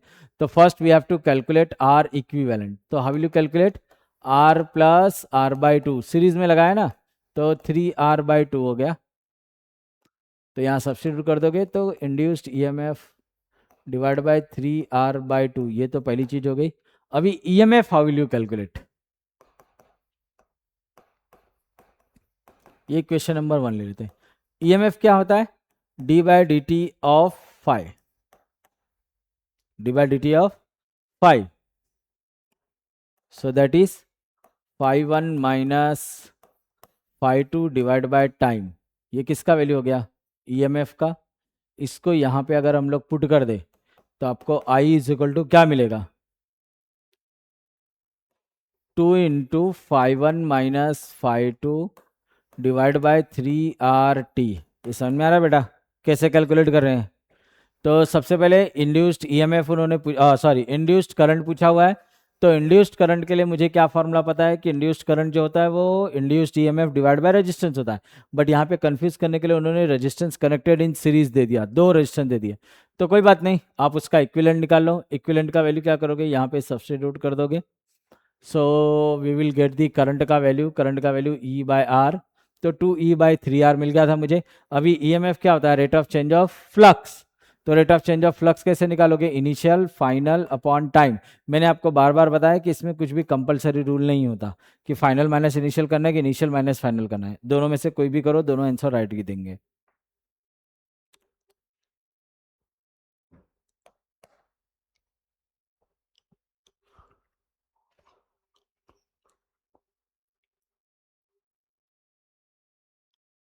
अच्छा, इसमें n नंबर ऑफ टर्न्स भी है।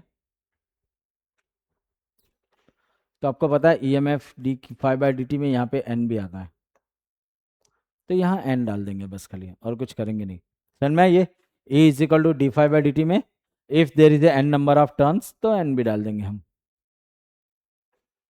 तो 2n 5 1 माइनस आर 3 नहीं दिखा हुआ है, हाँ, सी वाले ऑप्शन में आपको देखने मिलेगा 2n 5 1 माइनस फाइव 2 3RT। ये 5 2 माइनस 5 1 भी हो सकता है, 5 1 माइनस 5 2 भी हो सकता है, यहाँ पे मॉड वैल्यू रहती है।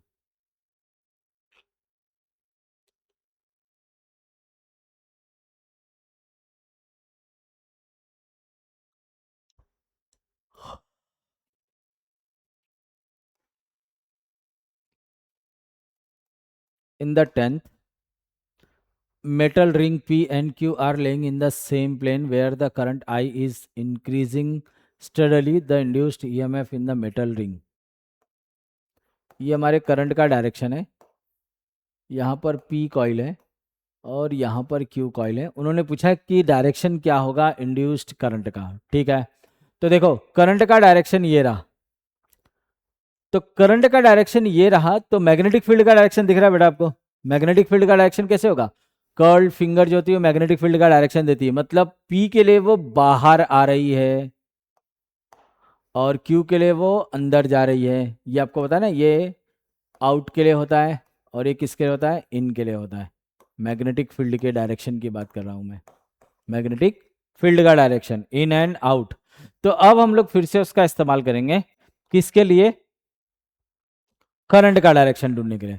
तो अगर करंट का डायरेक्शन कर्ल फिंगर दिखाए तो मैग्नेटिक फील्ड का डायरेक्शन थंब दिखाएगा, ठीक है।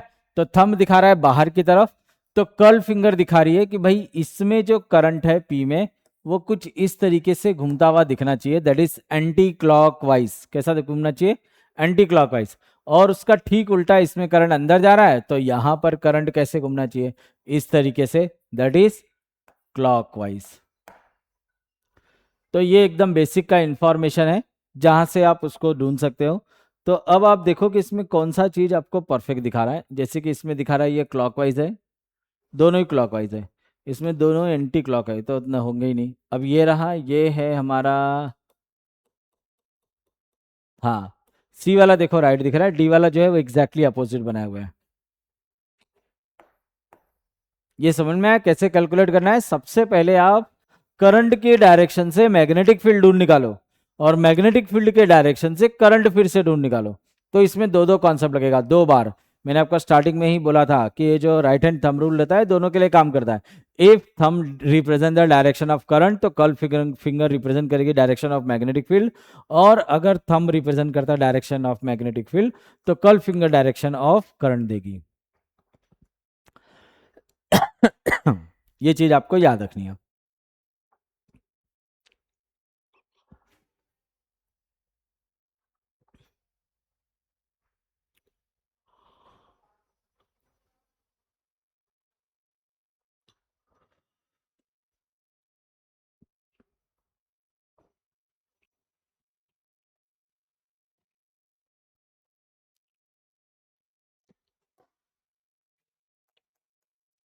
In the 11th sum, long metal rod of length L completed the circuit दिख रहा है, long L कहाँ है?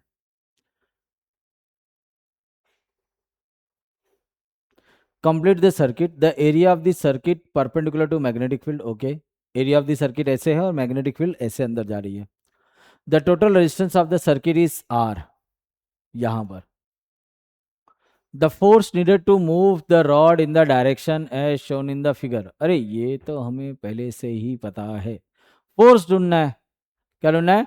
फोर्स. तो फोर्स इज इक्वल टू क्या है? I L B sine theta. इसमें थीटा कितना है?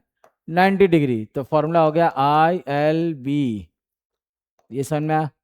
अभी सिंस ईएमएफ का फॉर्मूला क्या था? B L we.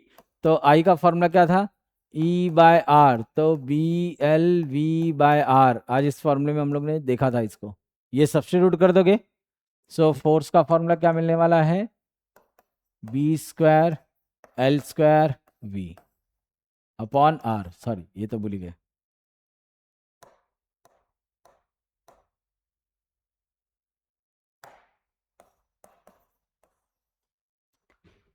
F is equal to B square L square V by are.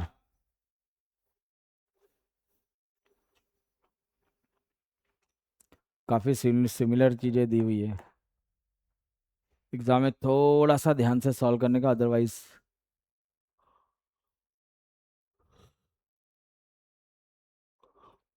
बड़ा रिस्क आ सकता है उसमें. Now see the 12th sum. Current I is given by 10 sin 50 pi t. Okay. Pass through the first coil. ये first coil मतलब primary coil से इतना current जा रहा है. The maximum EMF of 5 volt in the secondary coil. तो ई S का जो वैल्यूज है वो 5 पाई वोल्ट है. ओके. The mutual inductance. तो एम का वैल्यू बताओ कितना होगा. अब फॉर्मूला क्या है हमारे पास? हमारे पास फॉर्मूला होता है mutual inductance is equal to होता है दिस अपॉन, अगर मुझे ईएमएफ सेकेंडरी कॉइल का दिया है तो मतलब कि करंट जो होना चाहिए मतलब D I P by D T होना चाहिए. ये ध्यान रखो, ये हमेशा उल्टे तरफ रहेगा. तो ये प्राइमरी कॉइल है, तो यहां से आप क्या निकालो? D I P by D T. तो इसका डिफ्रेंशिएट करोगे तो आपको क्या मिलेगा?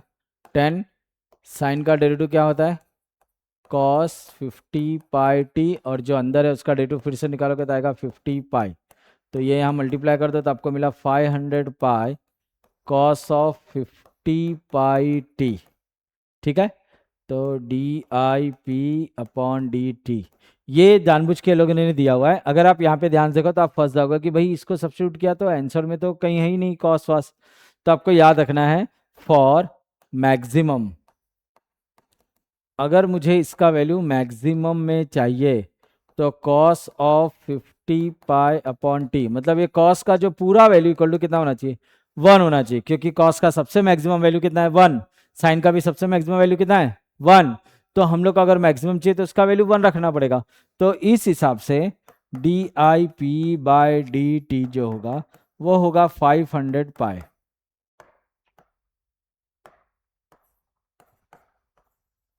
कितना रहने वाला है 500 पाई। अब ये वैल्यू जो है वो उठा के यहाँ पे सब्स्टिट्यूट कर देते और इसे भी सब्स्टिट्यूट कर देते। So which is equal to 5 pi upon 500 पाई10⁻², क्योंकि 5 से इसको कट करके आपको आएगा 100, बट उन्होंने सब आंसर मिली में दिया हुआ है, तो इसको लिखना पड़ेगा 10 इंटू 10⁻³ तो ये किस में चला जाएगा मिली वोल्ट में। तो आपको मिल रहा है 10 मिली। हम लोग क्या ढूंढ रहे हैं इंडक्टेंस, इंडक्टेंस का यूनिट होता है हेनरी। हाँ एच। सो 10 मिली हेनरी वो उसका वैल्यूज आ जाएगा। ठीक है,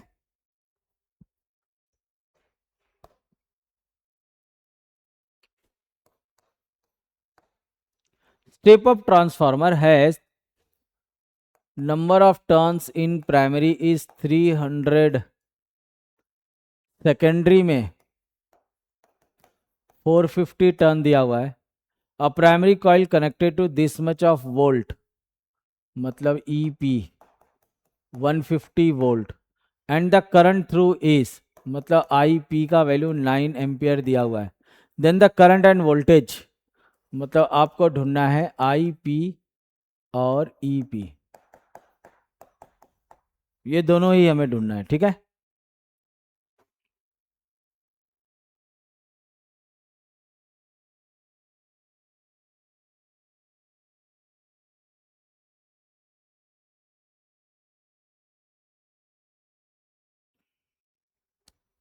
चलो बेटा देखते आगे। तो यहाँ पर आपको याद होगा प्राइमरी सॉरी ट्रांसफार्मर में मैंने एक बहुत ही खूबसूरत सा रिलेशन आपको दिया हुआ था। वो रिलेशन क्या था, EP upon ES equal to होता है NP upon NS, which is equal to होता है करंट उल्टे डायरेक्शन में। ठीक है, तो अब इसका इस्तेमाल करके बहुत ही सिंपल है ये सम कैलकुलेट कर पाना। तो हम क्या करेंगे, पहले इन दोनों का रिलेशन लेने वाले, किसका, इन दोनों का।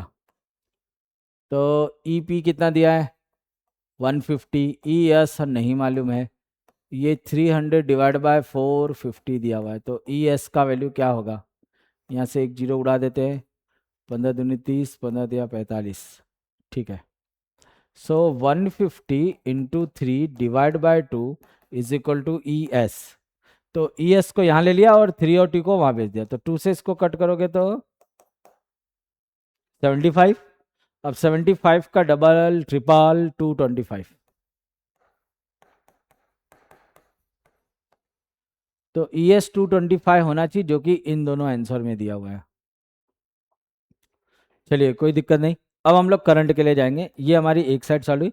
अब हम इसका यूज करने वाले हैं सेकंड के लिए। समझ में आ रहा है, किसका, नंबर ऑफ टर्न्स एंड इसका। तो ये दोनों का यूज करके मैं यहाँ पर लिख रहा हूँ, और इन दोनों का कॉम्बिनेशन यूज करके हमने यहाँ पर लिखा है, तो ये क्लियरली आपको समझ में आएगा। अभी NP फिर से लिखते हैं, 300 divide by 450 is equal to IS का वैल्यू, अरे हो यहाँ पे गलत लिखा है, ये दोनों सेकेंडरी है, सेकेंडरी में ढूंढ रहे हम लोग। ठीक है, तो यहाँ पे लिखना है आपको IS डिवाइड बाय IP।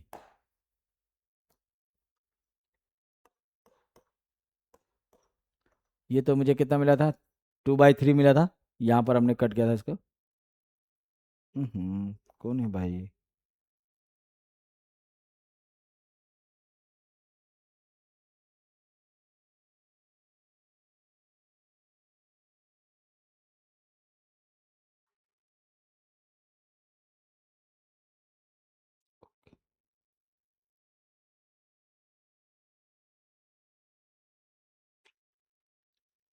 चलो बेटा sorry bar bar.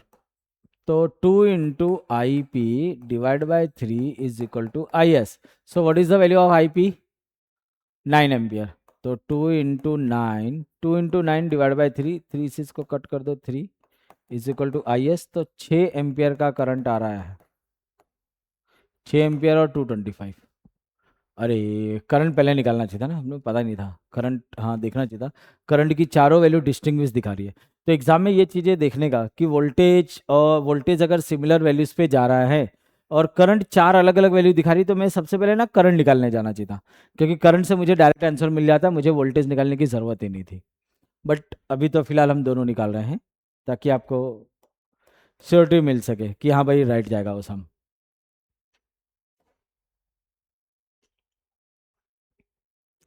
Now next question, 14th one. The area of the coil is A. Coil is placed in magnetic field which changes from this to this. ये देखो, ये आपको dB/dt क्या होगा, B final minus B initial divide by time. मैंने आपको बार बार बताया ये मॉड होता है, तो 4B0 minus B0 divide by T, तो कितना आएगा 3B0 अपॉन टी। तो ये मुझे dB/dt मिल गया पहले ही। चेंज मैग्नीट्यूड ऑफ ईएमएफ चाहिए, तो आपको समझ में आ ही गया होगा, सम में है हम लोगों को d/dt ऑफ फ्लक्स, और since flux is equal to क्या होता है B.A, सब्स्टिट्यूट करो, सो आपको मिलेगा d/dt ऑफ B.A। यहाँ पर area of the coil is fixed, area of the coil is fixed, तो आपको A इंटू dB/dt मिलने वाला है, जो कि वैल्यू बताएगा A into 3B0 upon T. थोड़ा अच्छे से लिखेंगे तो 3AB0 अपॉन टी, ये ऐसा कुछ तो भी दिखना चाहिए।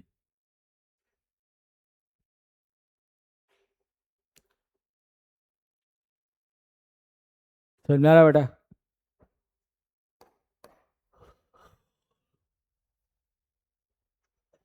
This is our 14th sum.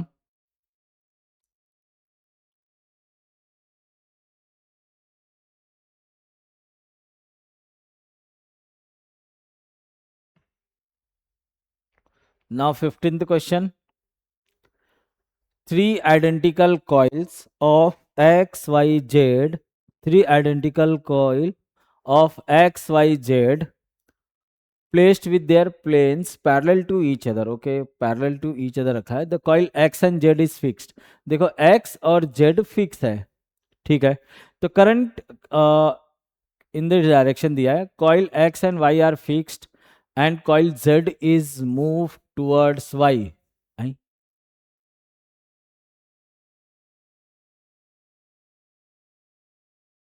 अच्छा, कॉइल X और Y जो है वो फिक्स है, मतलब ये दोनों अपनी जगह पे फिक्स है, और कॉइल Z जो है वो मूव कर रहा है Y की तरफ।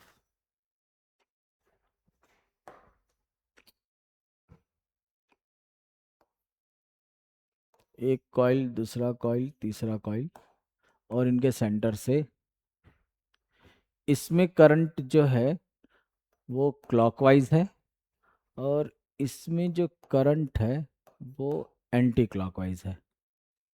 ये X है, ये Y है, ये Z है। तो बोल रहे कि ये इसकी तरफ मूव कर रहा है।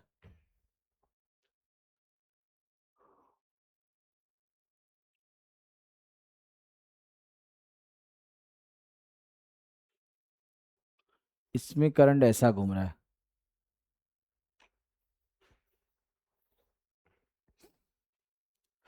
तो करंट अगर इस तरीके से घूम रहा है तो आपको पता है यहाँ नॉर्थ बनेगा, यहाँ साउथ बनेगा। समझ में आ रहा है बेटा? तो अगर इसको इधर मूव करना है, मूविंग टुवर्ड्स, तो अपोज करने के लिए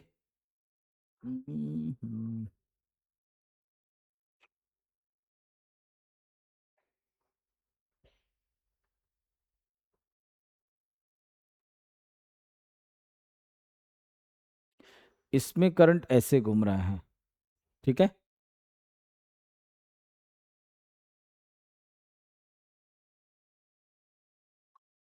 तो इसका मतलब कि अगर मैं इसको घुमा के ऐसा करूँ तो हो जाएगा, और ऐसा करा तो क्लॉकवाइज डायरेक्शन में। ओके, तो ये जो जेड है इसमें करंट क्लॉकवाइज घूम रहा है।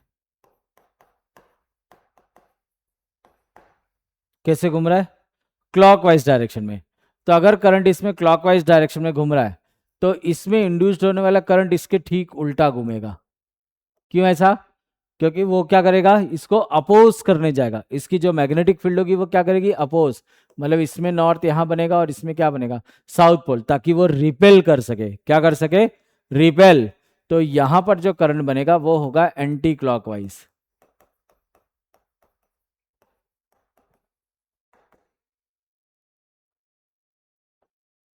तो according to this B option is correct.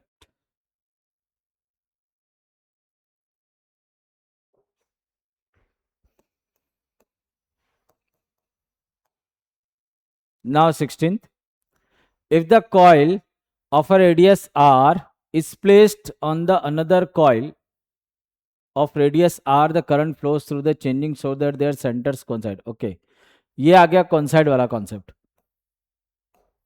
ऐसे तो ये छोटू आर है और ये बड़ू आर है, दिख रहा है? Capital R is too much greater than this if the both the coils are coplanar, तो mutual inductance between them is directly proportional to. तो आपको याद है म्यूचुअल इंडक्टेंस का फॉर्मूला हमने क्या लिखा था वहां पे? Mu naught N1 N2 A/L था। फिर मैंने इसको कन्वर्ट करके लिखा था mu naught N1 N2 pi R square divide by 2R। अगर आपको याद होगा हमने इस तरीके से फॉर्मूले को लिखा हुआ था वहां पे।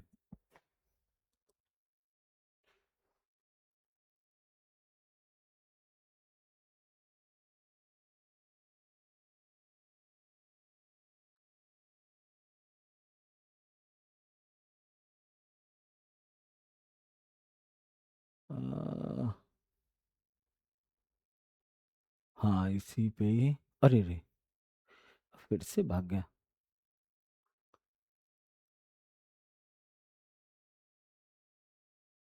ये रहा,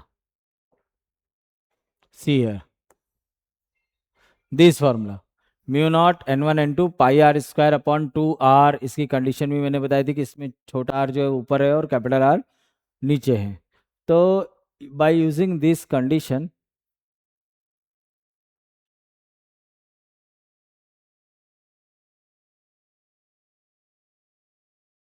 हम हमारा ये 16 सम सॉल्व कर रहे हैं।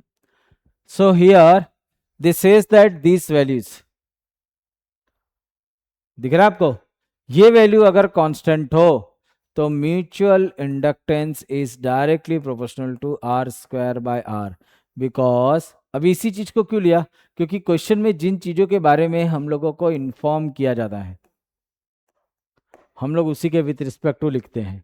और यहां पर क्या है? Mutual inductance.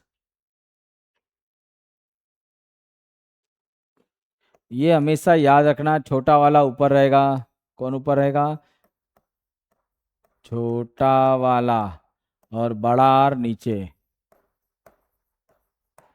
जिसका रेडियस बड़ा है वो नीचे रहने वाला है।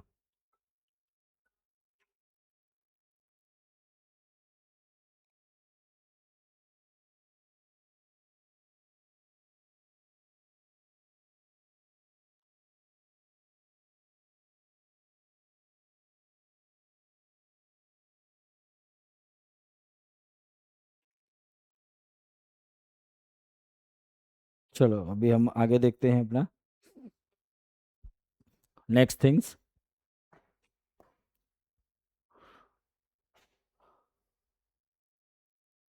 17 सम,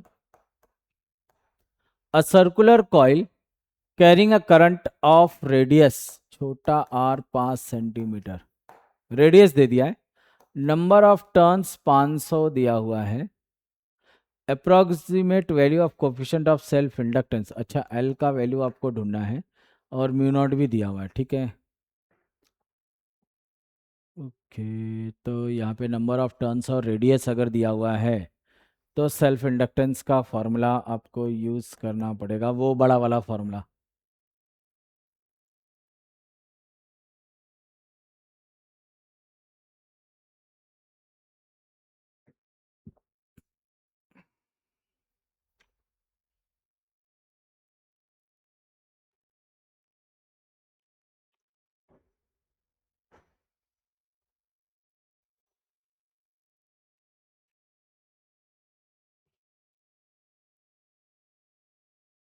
देखो एन फाई अपॉन आई होता है, तो इसमें जो फ्लक्स है ना यही सबसे इंपॉर्टेंट है। फ्लक्स इज इक्वल टू क्या होता है, B dot A for area, और बी, देखो ये बी जो है ना वो कॉइल के लिए है, किसके लिए है, कॉइल के लिए। तो आपको याद है कॉइल के लिए ये formula mu naught I upon 2r था, याद है क्या बेटा आपको, mu naught I upon 2r into N if there is a number of turns into area, area क्या है पाई आर स्क्वायर, तो एक आर कट कर दोगे तो आपको दिखेगा mu naught I N pi R upon 2। काफ़ी ज़्यादा इंफॉर्मेशन है। तो L is equal to mu not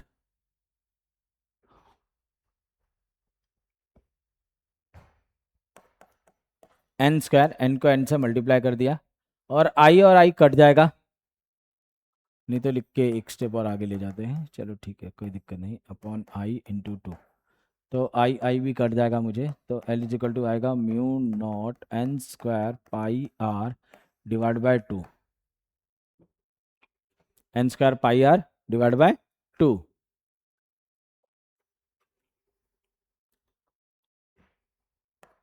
तो 4 pi into 10⁻⁻7 into N square, मतलब 5 इंटू 10⁻⁴, ये समझना बेटा, ये 5 इंटू 10⁻² है, स्क्वायर करोगे तो 5 नहीं, यहाँ पे कितना आएगा 25, 5 का स्क्वायर 25, और 2 जीरो का 4 जीरो हो गया, इंटू पाई का वैल्यू, तो आपको पाई का वैल्यू आंसर में नहीं दिया है, तो 3.14 into R for radius, radius is 5 centimetre, तो 5 इंटू 10⁻⁻² और डिवाइड बाय 2, तो काफ़ी बड़ा कैलकुलेशन है,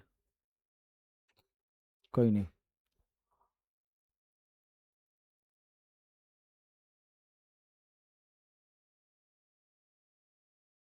ओह वाह, ये देखो ये पाई और ये पाई, आपको याद है पाई स्क्वायर 9.86, जिसको आप 10 भी ले सकते हो, तो वही एक बेनिफिट्स देगा, तो इसको 2 कर देते हैं, तो 2 इंटू 50, 50, 50 और पाई पाई को मल्टीप्लाई कर दिए तो कितना हो जाएगा, 50 इंटू 10 500, 500 इंटू 5 2500, अब इनटू पावर्स देखते हैं, पावर्स में आपको दिखेगा -7, 4 और -2, तो -9 प्लस 4 तो -5, तो 10⁻⁻5 दिख रहा है, तो इसे आप लिख सकते हो 2 पॉइंट नहीं 3 जीरो, इसको मुझे 10⁻³ में लिखना है, तो 2 जीरो ही कम करूंगा, 25 इंटू 10⁻³ मतलब आंसर 25 मिली हेनरी होना चाहिए, कितना होना चाहिए 25 मिली हेनरी, तो उससे आपका आंसर में कंफर्मेशन आ सकता है।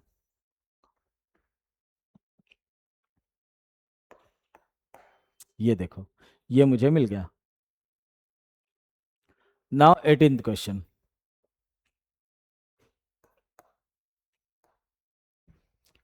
a disc of copper a disc of copper having radius r is rotated about the center with the n number of revolution per second। Okay, तो n क्या है बेटा, n इज फ्रीक्वेंसी, n क्या है frequency, its plane perpendicular to it, okay, the induced EMF between center and the circular edge of the disc is E, the value of n, मतलब frequency के लिए आप क्या फॉर्मूला लिखोगे,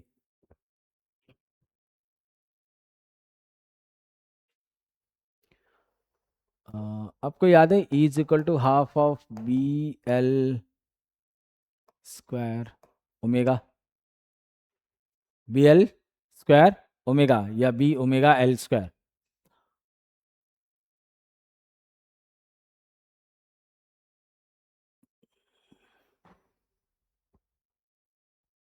L जो रहता है वही रेडियस रहता है, तो मुझे ये फॉर्मूला हो गया half of B R square, omega का फॉर्मूला क्या होता है 2πn, तो ये 2 गायब कर दो, तो n का वैल्यू क्या मिलेगा, एन का वैल्यू मिलेगा ई के अपॉन में बी मिलेगा, आर स्क्वायर मिलेगा और पाई मिलेगा।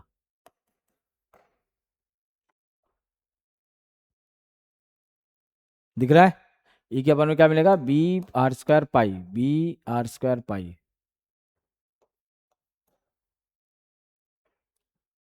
यहाँ पर 2 भी दिया हुआ है एक धोखे के लिए। देखो कितना क्लोज है, क्योंकि अगर ये ध्यान दिया जाए तो अगर ये कोई ध्यान नहीं दिया कि भाई यहाँ पे 2 है, ये 2 इधर मल्टीप्लाई हो जाएगा, बाकी सब नीचे आएगा, तो फटाक से लिख देगा। लेकिन अगर आप सब्स्टिट्यूशन ध्यान से देखते हो तो आपको पता चलता है कि यहाँ पे 2 पाई एन आने वाला है और वो 2 2 कैंसिल होएगा।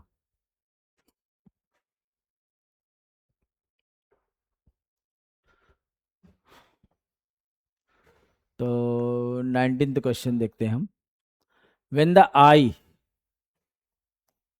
देखो ये टाइप का सम हम लोग ने अभी थोड़ी देर पहले सॉल्व किया था। Sine of 100 pi t, okay, ampere is pass through the coil of EMF having maximum value. देखो E max 5 pi V, maximum का केस हमेशा दिया रहेगा, क्योंकि यहाँ पर साइन या कॉस जो भी मिलेगा उसका वैल्यू हमको 1 कंसिडर करना होगा। Nearby coil parallel to first coil, the mutual inductance between them, ये वापस वही आ गया सेम। तो since m is equal to होता है E upon D I by D T, तो ये हम लोग को सेकेंडरी कॉइल में मिल रहा है, तो ये प्राइमरी कॉइल होनी चाहिए। क्या होनी चाहिए? Primary coil. तो चलो पहले इसका D I by D T ढूंढते हैं। तो D I P by D T is equal to होगा 10, बाहर आएगा, साइन का डेटू होता है cos 100 pi T into 100 pi, तो ये हो गया 1000 pi cos of 100 pi T. तो फॉर मैक्सिमम, ये आपको थोड़ी देर पहले भी लिखा था मैंने, कुछ ज़्यादा ही कर्सी हो गया, मैक्सिमम, फॉर मैक्सिमम क्या होना चाहिए? इसका वैल्यू क्या होना चाहिए? 1 होना चाहिए। तो आपको मिलेगा 1000 पाई, ये क्या है? D I by D T. तो इसका वैल्यू उठा के यहाँ पुट करो और ये भी यहाँ पुट करो, तो आपको मिलेगा 5 पाई अपॉन 1000 पाई। तो पाई पाई कट, इसको इससे कट करोगे तो 200। तो 1/2 का वैल्यू कितना होता है? 0.5, 0.5 इंटू 10⁻⁻², तो 5 इंटू 10⁻³ मतलब 5 मिली हेनरी। कितना आ रहा है? 5 मिली हेनरी।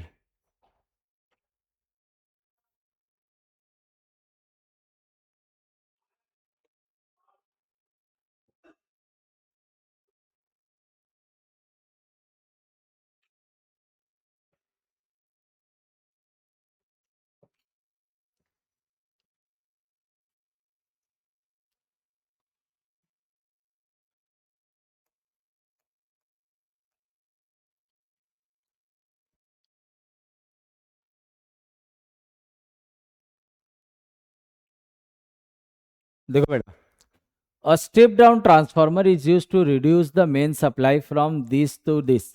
तो ये वोल्ट से ये वोल्ट जा रहा है, तो V primary is equal to दिया है V1 और V secondary is equal to दिया है V2। The primary coil drawn a current, मतलब कि current in primary coil is I1 और सेकेंडरी कॉइल का जो करंट है उसका नाम दिया है I2।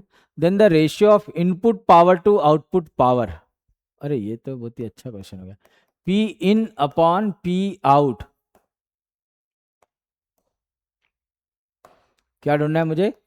P in to P out मतलब पावर इन। तो पावर इन का फॉर्मूला क्या था हम लोग को? इन लिखा है ना, तो VP IP अपॉन, ये ES VS है, हाँ, EMF और पोटेंशियल दोनों इस चैप्टर में हम लोग को सेम ही है। तो ये दिखेगा आपको V1I1 अपॉन V2I2,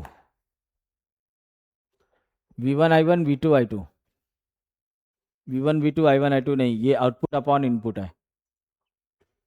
ये V1 I1 ये भी गलत है। I1 I2 ये तो दोनों सेम है, ये भी दोनों सेम है। हम लोग को I1 I2, अच्छा हाँ ये वाला बी वाला ऑप्शन ही राइट है।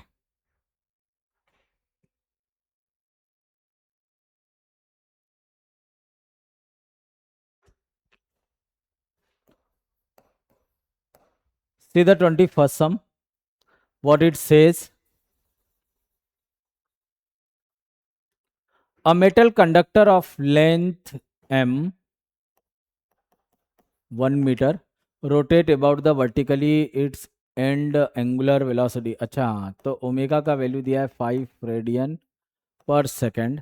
Horizontal component of magnetic field is 0.2 into 10⁻⁻⁴ Tesla.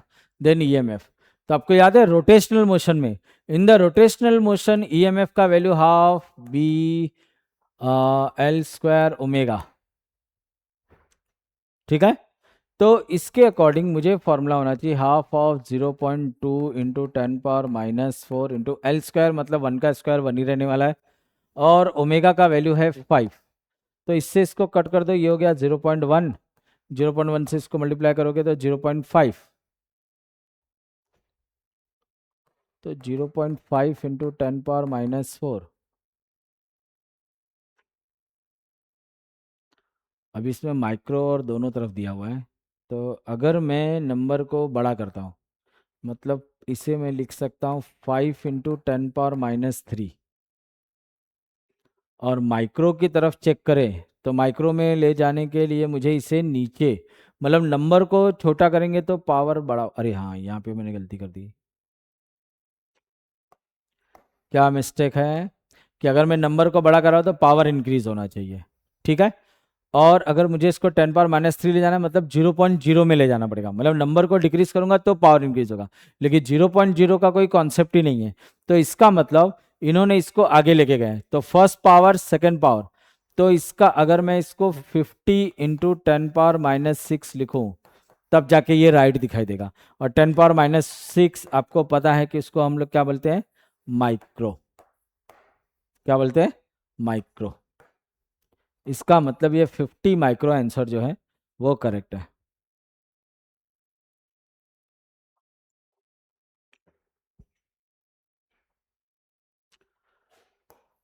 C22nd question, the air coiled solenoid with the length 30 centimetre of area of cross section 25 centimetre square, इसको मीटर स्क्वायर में convert करोगे तो 25 into 10⁻⁻4 metre square हो जाएगा, और ये हो जाएगा 0.3 मीटर। ये लेंथ है हम लोग को। The number of turns, number of turns दिया है 500, कैरीज अ करंट, आई का वैल्यू दिया है 2.5 ampere. The current is suddenly switch off for brief time, time दिया 10⁻⁻3 second. How much is the early average back EMF is induced across the end of open switch off the circuit. EMF हमें calculate करना है।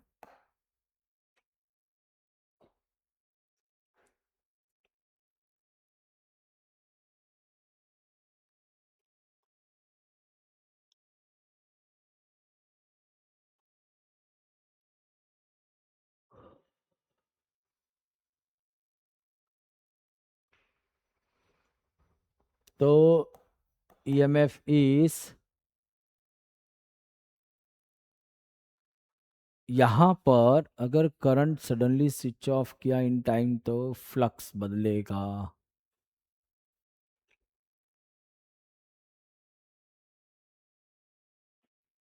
पहले flux की बात करते हैं। Flux is equal to B dot A, solenoid के लिए ये होता है म्यू नॉट एन आई, और एरिया होगा पाई आर स्क्वायर।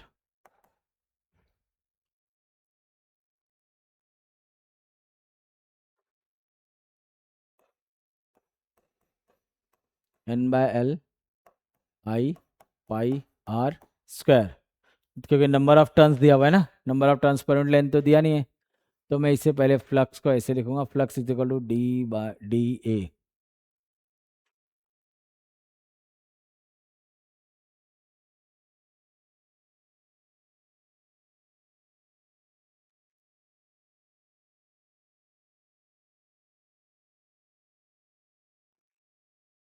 यहाँ पर चेंज क्या हो रहा है? यहाँ पर चेंज हो रहा है करंट। क्या चेंज हो रहा है बेटा? करंट चेंज हो रहा है। तो E इज इक्वल टू क्या होता है? D phi by D T. तो इसमें अगर ये वैल्यू हम लोग सब्स्टिट्यूट करें तो आपको देखने के लिए मिलेगा कि mu not N pi R square by L, ये तो चेंज नहीं हो रहा है, तो चेंज क्या हो रहा है? D I by D T. देखो फॉर्मूले में ना नया नया रंग लेता रहेगा वो, कुछ तो भी अजीब अजीब चीजें, नए नए कॉन्सेप्ट वो डालते रहेंगे। ठीक है, तो आपको वो लेके आना पड़ेगा कि भाई वो कहाँ से आ रहा है, क्या चीजें मिल रही है, बहुत ध्यान से देखेंगे तो समझेगा सबकी सब चीजें हम लोगों को।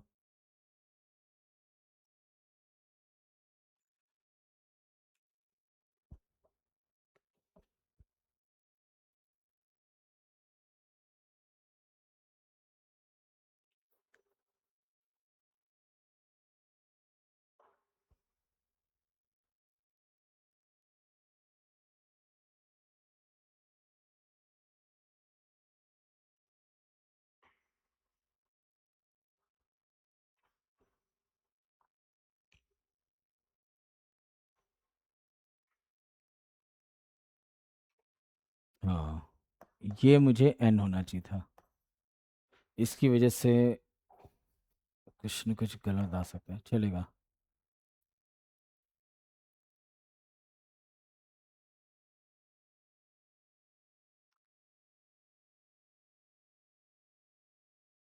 वैल्यू सब्स्टिट्यूट करके चेक करना पड़ेगा। अच्छा, हम पाई आर स्क्वायर डालने की ज़रूरत नहीं थी, मुझे एरिया डायरेक्ट दिया हुआ था, तो पाई आर स्क्वायर के बदले हम लोग एरिया ही रखेंगे बेटा। ठीक है, तो म्यू नॉट का value 4 pi into 10 power -7 into N square, N is the number of turns.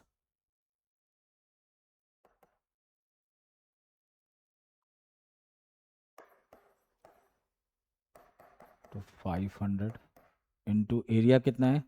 25 into 10 power -4, और सबके अपॉन में है L. L is the length, length is 0.3 into d I by D t. अरे d I by D t हमने calculate नहीं किया। D I by D t कैसे calculate करोगे? Final minus initial upon time. तो देखो ध्यान से, तो इसका इनिशियल करंट है 2.5, फाइनल करंट है 0। क्यों? Current is suddenly switch off, मतलब उसका वैल्यू 0 पहुंचा दिया, और टाइम दिया इतना, तो इसका मतलब ये इनडायरेक्टली हो गया 2.5 डिवाइड बाई 10⁻³ समझ में आई? ये कैसे लिख दिया फिर से सुनो। इनिशियल वैल्यू ये है, सडनली स्विच ऑफ मतलब फाइनल वैल्यू 0 हो गई, तो इनिशियल माइनस फाइनल मतलब 2.5 माइनस 0 कितना हो जाएगा? 2.5, और उसको टाइम दिया 10⁻³ तो 10⁻³ से मैंने डिवाइड कर दिया, तो D I by D t मिल गई। अब देखते हैं हमें आंसर मिल पाता है या नहीं। यहाँ पे सबसे बड़ा प्रॉब्लम है मेरे लिए पाई, और कुछ भी नहीं। ये इससे कट जाएगा।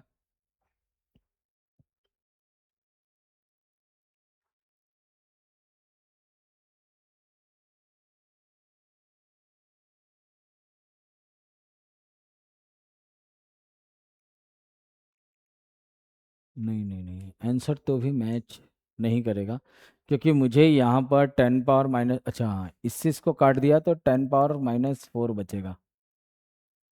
10 पावर -4 बचेगा, उम्मीद है अभी भी जिंदा है। चलिए, इस 4 को अगर मैं इस 25 से मल्टीप्लाई करूँ तो मुझे मिलेगा 100। कितना मिलेगा? 100। तो उससे इससे काट दिया तो ये 10 पावर -2 हो गया अब। ठीक है, धीरे धीरे हम नज़दीक पहुंच रहे हैं। अब ये 25 और 25 × 25 होता है 625। तो यहाँ 62.5 लगा देते हैं, क्योंकि इसके अंदर पॉइंट दिया हुआ है हम लोग को।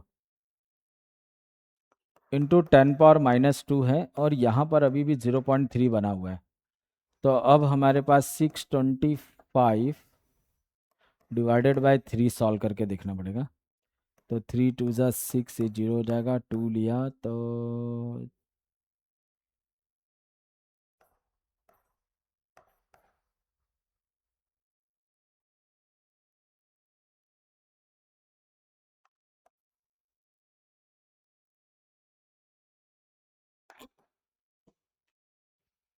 नहीं नहीं नहीं, आंसर में हम लोग को मैचिंग नहीं दिख रही है, मतलब कुछ तो हम लोगों ने फॉर्मूले में गलत होगा ये।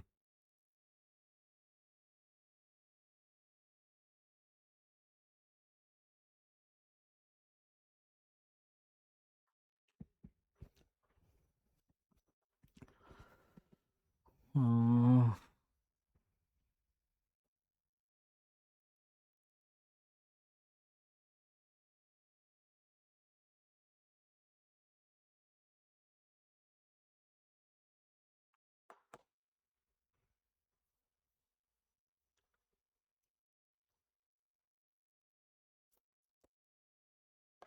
एक काम करते हैं, इसको एक और तरीके से भी सॉल्व किया जा सकता है, क्योंकि यहाँ से आंसर तो राइट नहीं आ रहा बेटा। तो हम क्या करते हैं, हमारे पास सोलोनॉइड के लिए एक और फॉर्मूला भी है, लेकिन वो तो चलो देखते हैं पहले क्या उससे मिलता है। आपको पहले फॉर्मूला दिखा दूँ कि कौन सा फॉर्मूला मैं कोशिश कर रहा हूँ देखने के लिए। हम्म,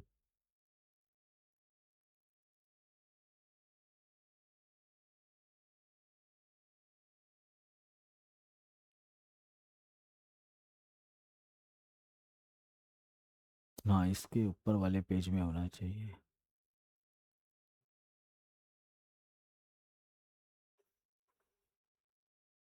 ये यहाँ पर, ये देखो, यहाँ से एल का वैल्यू, ये फॉर्मूला भी मैंने आपको एक्सप्लेन किया था, एल का value mu naught N square A L था, ठीक है। और ई इज इक्वल टू होता है L D I by D T. L is equal to हम लोग यूज करे थे ना, तो इस हिसाब से mu naught N square A L D I by D T, ये फिर भी आना तो वही चाहिए था, क्योंकि मैं इसको N square by L square A L D I by D T लिखूंगा, तो एल एक कैंसिल हो जाएगा, तो मुझे मिलेगा mu not N square A D I by D T.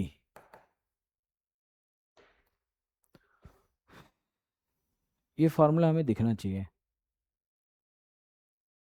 हाँ, डिवाइड में एक एल भी होना चाहिए।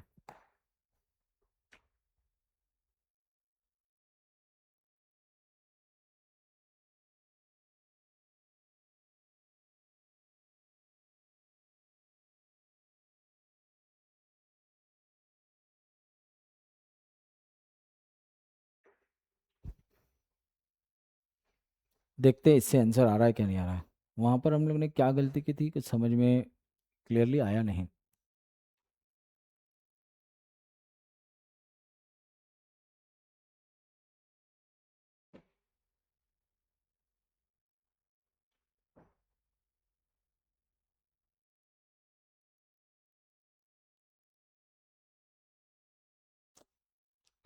कुछ नहीं हो रहा है इसका, थोड़ा सा प्लेस मिल जाता तो अच्छा रहता था। चलेगा, हम लोग ये फॉर्मूले को मैं नेक्स्ट पेज पे कंटिन्यू करता हूँ। तो मुझे ई, ओफो, ई इज इक्वल टू मिला है mu not N square A by L into d I by D t.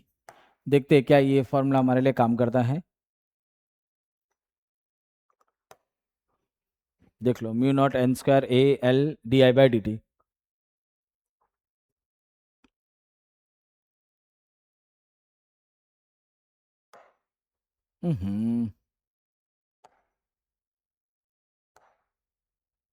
अरे, ये कहाँ चला गया। E is equal to mu not N square A by L D I by D T.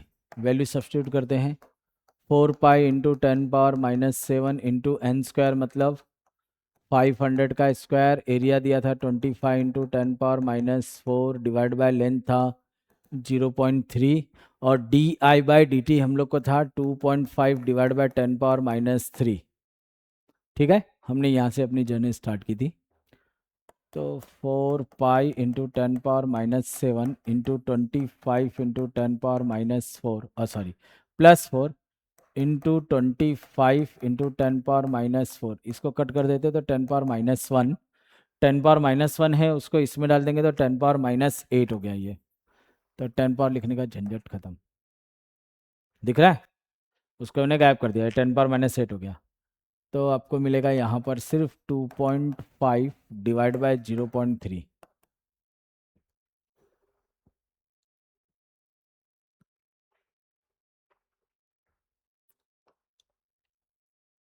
तो मैंने क्या किया था, पहले इसको और इसको मल्टीप्लाई करके कितना लिख दिया था, 100।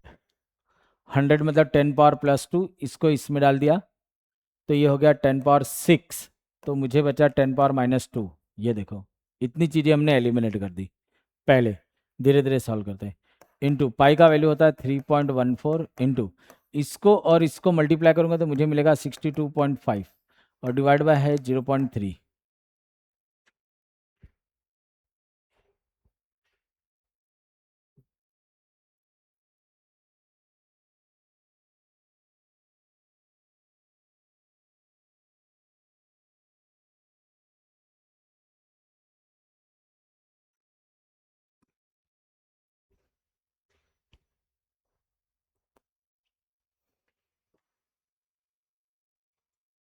मतलब कि अगर मैं इसको इससे मल्टीप्लाई कर दूं, ये तो इसको 31.4 डिवाइड बाई 3 इंटू 62.5 इंटू 10 पावर-2। अगर हम लोग इसको डिवाइड करेंगे तो अपने को मिलेगा 10.1।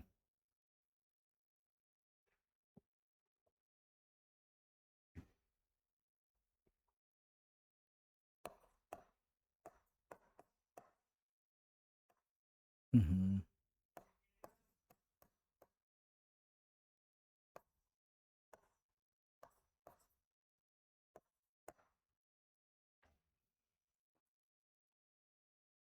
अरे नहीं, यहाँ से भी तो पॉइंट निकल जाएगा, तो ये 104 आ रहा है, 104 समथिंग। तो इसको अगर बेटा हम लोग इसमें मल्टीप्लाई करें 104 को 62.5 में, तो इसका सबसे नज़दीक का जो आंसर मुझे दिख रहा है वो है 65 वोल्ट के आसपास। कैसे? क्योंकि जब मैं इसको इससे मल्टीप्लाई करूंगा,